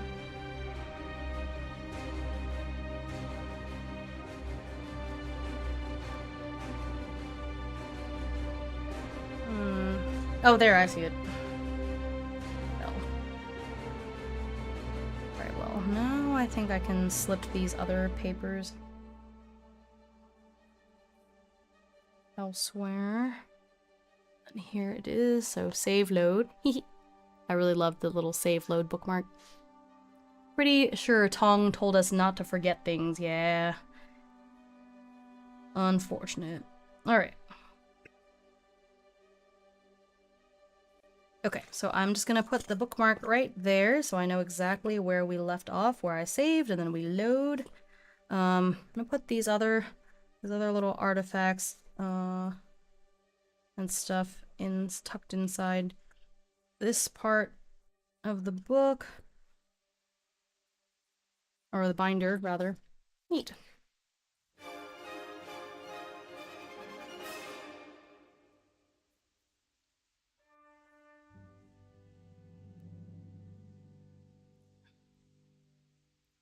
Clean up this area a little bit. What happened to the little elastic cord that I was using to keep the binder shut? Oh, here it is. Move it off to the side. It's just so lovingly made. All the details, like even the little cord here. Nice.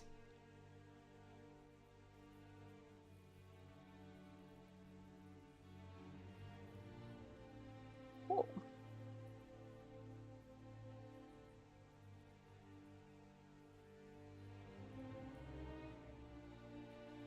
Alright. Fanfare music as I return to Twitch, right? Oh no, a little card slipped out. Alright. So that is gonna be it for tonight. We made it through a good chunk of chapter 1. If we're just going purely on pages, it looks like we're like a third of the way through, maybe, of chapter 1. I know it did say that a full campaign should take about 25 hours, give or take, so it's gonna be a little bit of time. But that's good, because I'm enjoying the process a lot, immensely so far.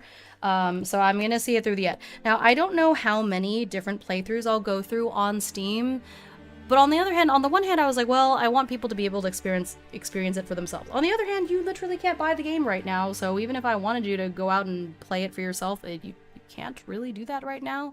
No, I was just going to raid. Oh no, I'm sorry. Yeah, I am going. Off I go. I'm going to bed. Well, actually, I have to work out. I'm gonna do my 30-minute workout and then I'll go to bed. But yeah, so I have to get ready for bed and all that. Get ready to wind down. But yeah, so I think that's gonna be a good place to stop. I got 2 artifacts on my little board. I need to bring some thumbtacks from school because I have a whole bunch of them, but I don't really have any at home. Because I want to put this trophy wall up onto the, or trophy board, so to speak. It's like a little poster up onto the wall. I think it'll be more fun that way, although it'll be harder for y'all to see, but I can always check in here and there, you know? But yeah, hope y'all enjoyed that. It felt a lot more like story time than anything, because it's a lot of reading. I read that this is a very choose-your-own-adventure kind of game. But yeah, 25 hours, you really get your bang for your buck with this one. Yeah, that's just one, and there's multiple endings. I think there's at least 13 different endings and artifacts and a bunch of extra things, so there's a lot of replay value as well. And really, I think for what it is and the quality of all the items, like, I honestly think the price I paid for all this stuff is a steal. Because I've paid more for less before, you know what I mean? So I'm super pleased with it so far. The storytelling is really interesting. I love the way it's written. Rodrigo is, I don't know, I like him as a character. I enjoy him so far, but Tong is really interesting to me, so I do like when Tong comes out. I'm interested to see when Catherine shows up, because she's the last character that we have not actually met yet. So I'm interested to see how and when she shows up and what exactly she gets up to. Your camera enjoys him too. I know, right? Oh my gosh. That's what we're getting out of this, is the whole like camera Rodrigo-kun thing.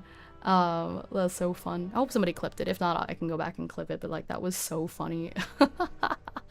But yeah, I'm super enjoying this game. I'm gonna link their new Kickstarter again for everyone. So if you like this, you can't currently get this game. But you can look at their new game that is currently being crowdfunded. Honestly, just for the production value alone, it's worth it, but the storytelling is so good. They really did a great job with updating, so that we always knew where they were at in the production and everything, but it seems like most of the game is like already done, so the only thing that they really have to wait for is like the actual production and testing of the materials. So that's how it was for this game, is they already had most everything done. It was just a little bit of like, okay, now we are printing the things, testing to make sure all of the pieces look good, then we can send it out to y'all. Like, I feel like I did not wait very long. I don't have the exact timing, but from like end of campaign to when I received the items, I don't feel like I waited a very long time. And everything, it's very detail oriented. Every little piece is so detailed. Like, just look at this freaking coin. Look at this little dice tray, you know, like every single object, even the boxes themselves are just so well made. I'm super impressed with it. And I really hope that they do a reprint soon, because I can already think of several people who really want the game and just, you know, unfortunately slept on the campaign. And I hope that they reprint it and give a chance to all the people that want to play it, because it's so beautiful and it's just like I said, it's a beautiful narrative experience, you know. And so that's why I don't know if I really want to play through all of the endings on stream, because I just feel like that would detract away from everyone else's enjoyment. But again, honestly, the artifacts and the binder and everything are so beautiful that even if you watch all my streams, maybe you want to collect it just for the sake of having everything. It's so beautiful. Like, I'm excited to put the trophy case up on the wall, the trophy board up on the wall, and when I'm done, to have the binder to display. It's just a beautiful little binder. It'd be fun to use it as a planner after, you know, or something. It's so pretty. So I would pay the big buckaroos for this game if they ever reprint it, right? I think they will, because they did talk about MSRP. So I'm sure they will reprint it. It's just a matter of when rather than if. It's just, you know, they don't have it right now. I don't know when, but I will keep y'all updated, because I know as I continue to stream it, more people will be interested in it too. So I will keep y'all updated if they announce exactly when they're going to reprint and stuff like that, because man, it's beautiful. And there's no point to calling certain items Kickstarter exclusive if there's not a non-Kickstarter version, right? So I think they have to. Yeah. And Oh, Princess Buttercup and their viewers just joined. Say hello. Oh, hi! Welcome in. Yeah, we are actually ending... I'm sorry. We're actually wrapping up. I'm just sort of reflecting on the experience just now. But yeah, we were playing... or I was playing Abyss Echo. It is a, like, narrative sort of... I can't quite call it a TTRPG. It's like a nice midpoint between the, like a TTRPG and a board game. You know, you do roll, but there aren't quite stats, but the story does change. So it's kind of like one of those adventures, like pre-written adventures for a TTRPG that you play through. But of course it's, I don't know, it's novel-like. It's just perfect. I know that this type of thing might not be for everyone. I did read a few negative reviews that were like, it's just like a choose-your-own-adventure book. Okay, sure, but I love those. Yeah, they call it an immersive narrative tabletop game, is what they officially call it. I guess you could call it like an adventure game, because to call it like a choose-your-own-adventure book, there's too many other things. You do roll, you do make decisions, and you do roll dice, flip coins. So it's goes a bit further than a choose-your-own-adventure book, but it's not quite a board game. I don't know, somewhere there. Is just something that sounds cool. Yeah, choose your own adventure is what got me into RPGs. When I have in my past life I made visual novels, and so to me choose your own adventure is in the realm of like the visual novel, you know what I mean? It's a game book with a lot more production value. Yeah, I think that's a great way of putting it. Yeah, it is very TTRPG adjacent, even though I hesitate to call this a TTRPG. But then when I was choosing my Twitch category for this, I didn't feel comfortable calling it a board game either. I think moving forward I'll probably put it under reading and writing, because it feels more like I'm reading something, but it also is kind of a tabletop role-playing game. I am role-playing. The diary is from Rodrigo's perspective, so I feel like I'm Rodrigo in all these scenes and everything. So I don't know, I feel like I could call it a TTRPG. That sounds more accurate than, you know, a board game or a book, you know. And just, I love all of the little details, all the little artifacts and things. It's so cool. I don't know, I'm having a blast. So I hope you guys enjoyed. Look forward to the next one. I don't want to space out these sessions too soon, because or too far, because I don't want to forget the story as we go. So I may stream this more often, like more than once a week for a while, until we get through the first path, but we'll see. We'll see how long it takes. Okay, question: does a visual novel include choices that alter the path of the story? Because I keep getting that confused with those where you basically just read a novel with images and voice acting. So traditionally, if there's no choices, we call that a kinetic visual novel. I don't know why, because kinetic means movement, but usually if you say visual novel, there's choices, and if you say kinetic novel, then there's voice acting and there's images, but there's no choices. That's the convention. But yeah, visual novel has choices. Kinetic novel does not, even though I don't, that naming, like I said, that naming sense doesn't make sense to me, because kinetic means that it has energy, it's moving, right? So you would think that that's the one that has choices, because that's what, I don't know, that's just the convention. But yeah, thank you so much everyone for being here. I hope you enjoyed my reading. We are going to quickly pick a raid target, and then I need to work out and then go to sleep. I did end up, if you saw my messages on Blue Sky or on Discord, I did end up going with that like workout where it's like Dragon Rider themed. So later, this is the week where it's all balance beam, so I'm like crossing the parapet, but then later I'll be swinging a sword around and stuff. I'm excited. I've really enjoyed it. I was feeling really under the weather yesterday, so I didn't do day 2, but I'm doing day 2 today. I'm getting really into it. All right, who to raid?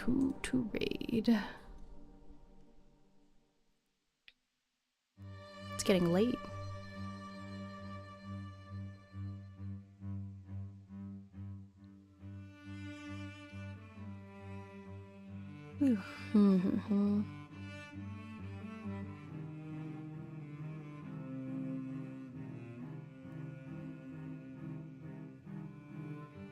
Let's see.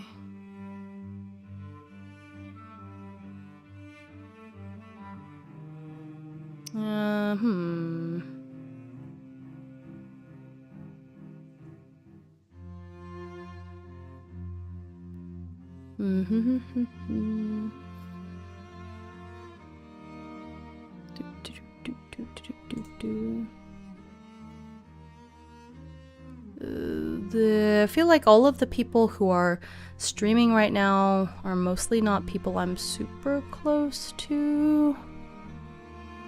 And they're, but I think that's okay.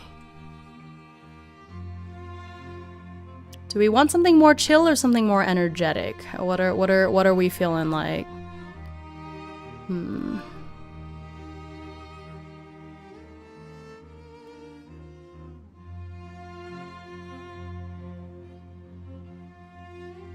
I see someone doing a co-working stream.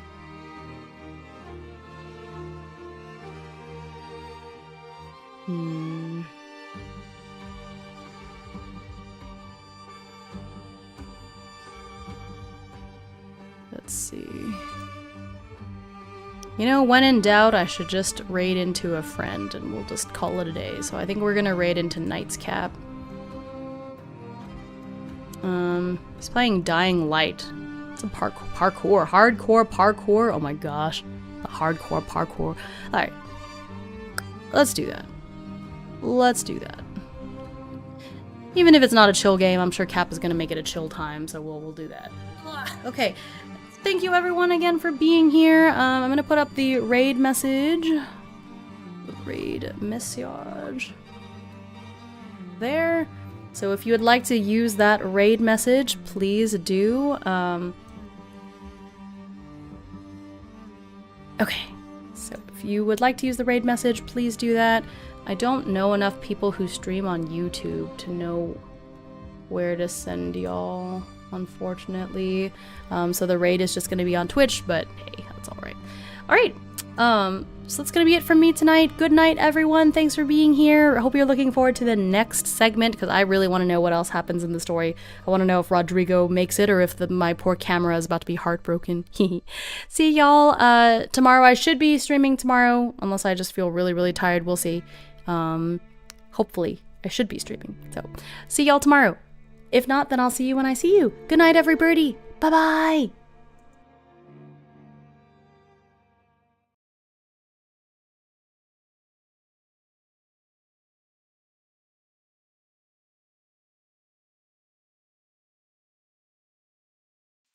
Can y'all actually hear the ending screen music? Because I was a little worried about that before. I couldn't hear it when I watched it back.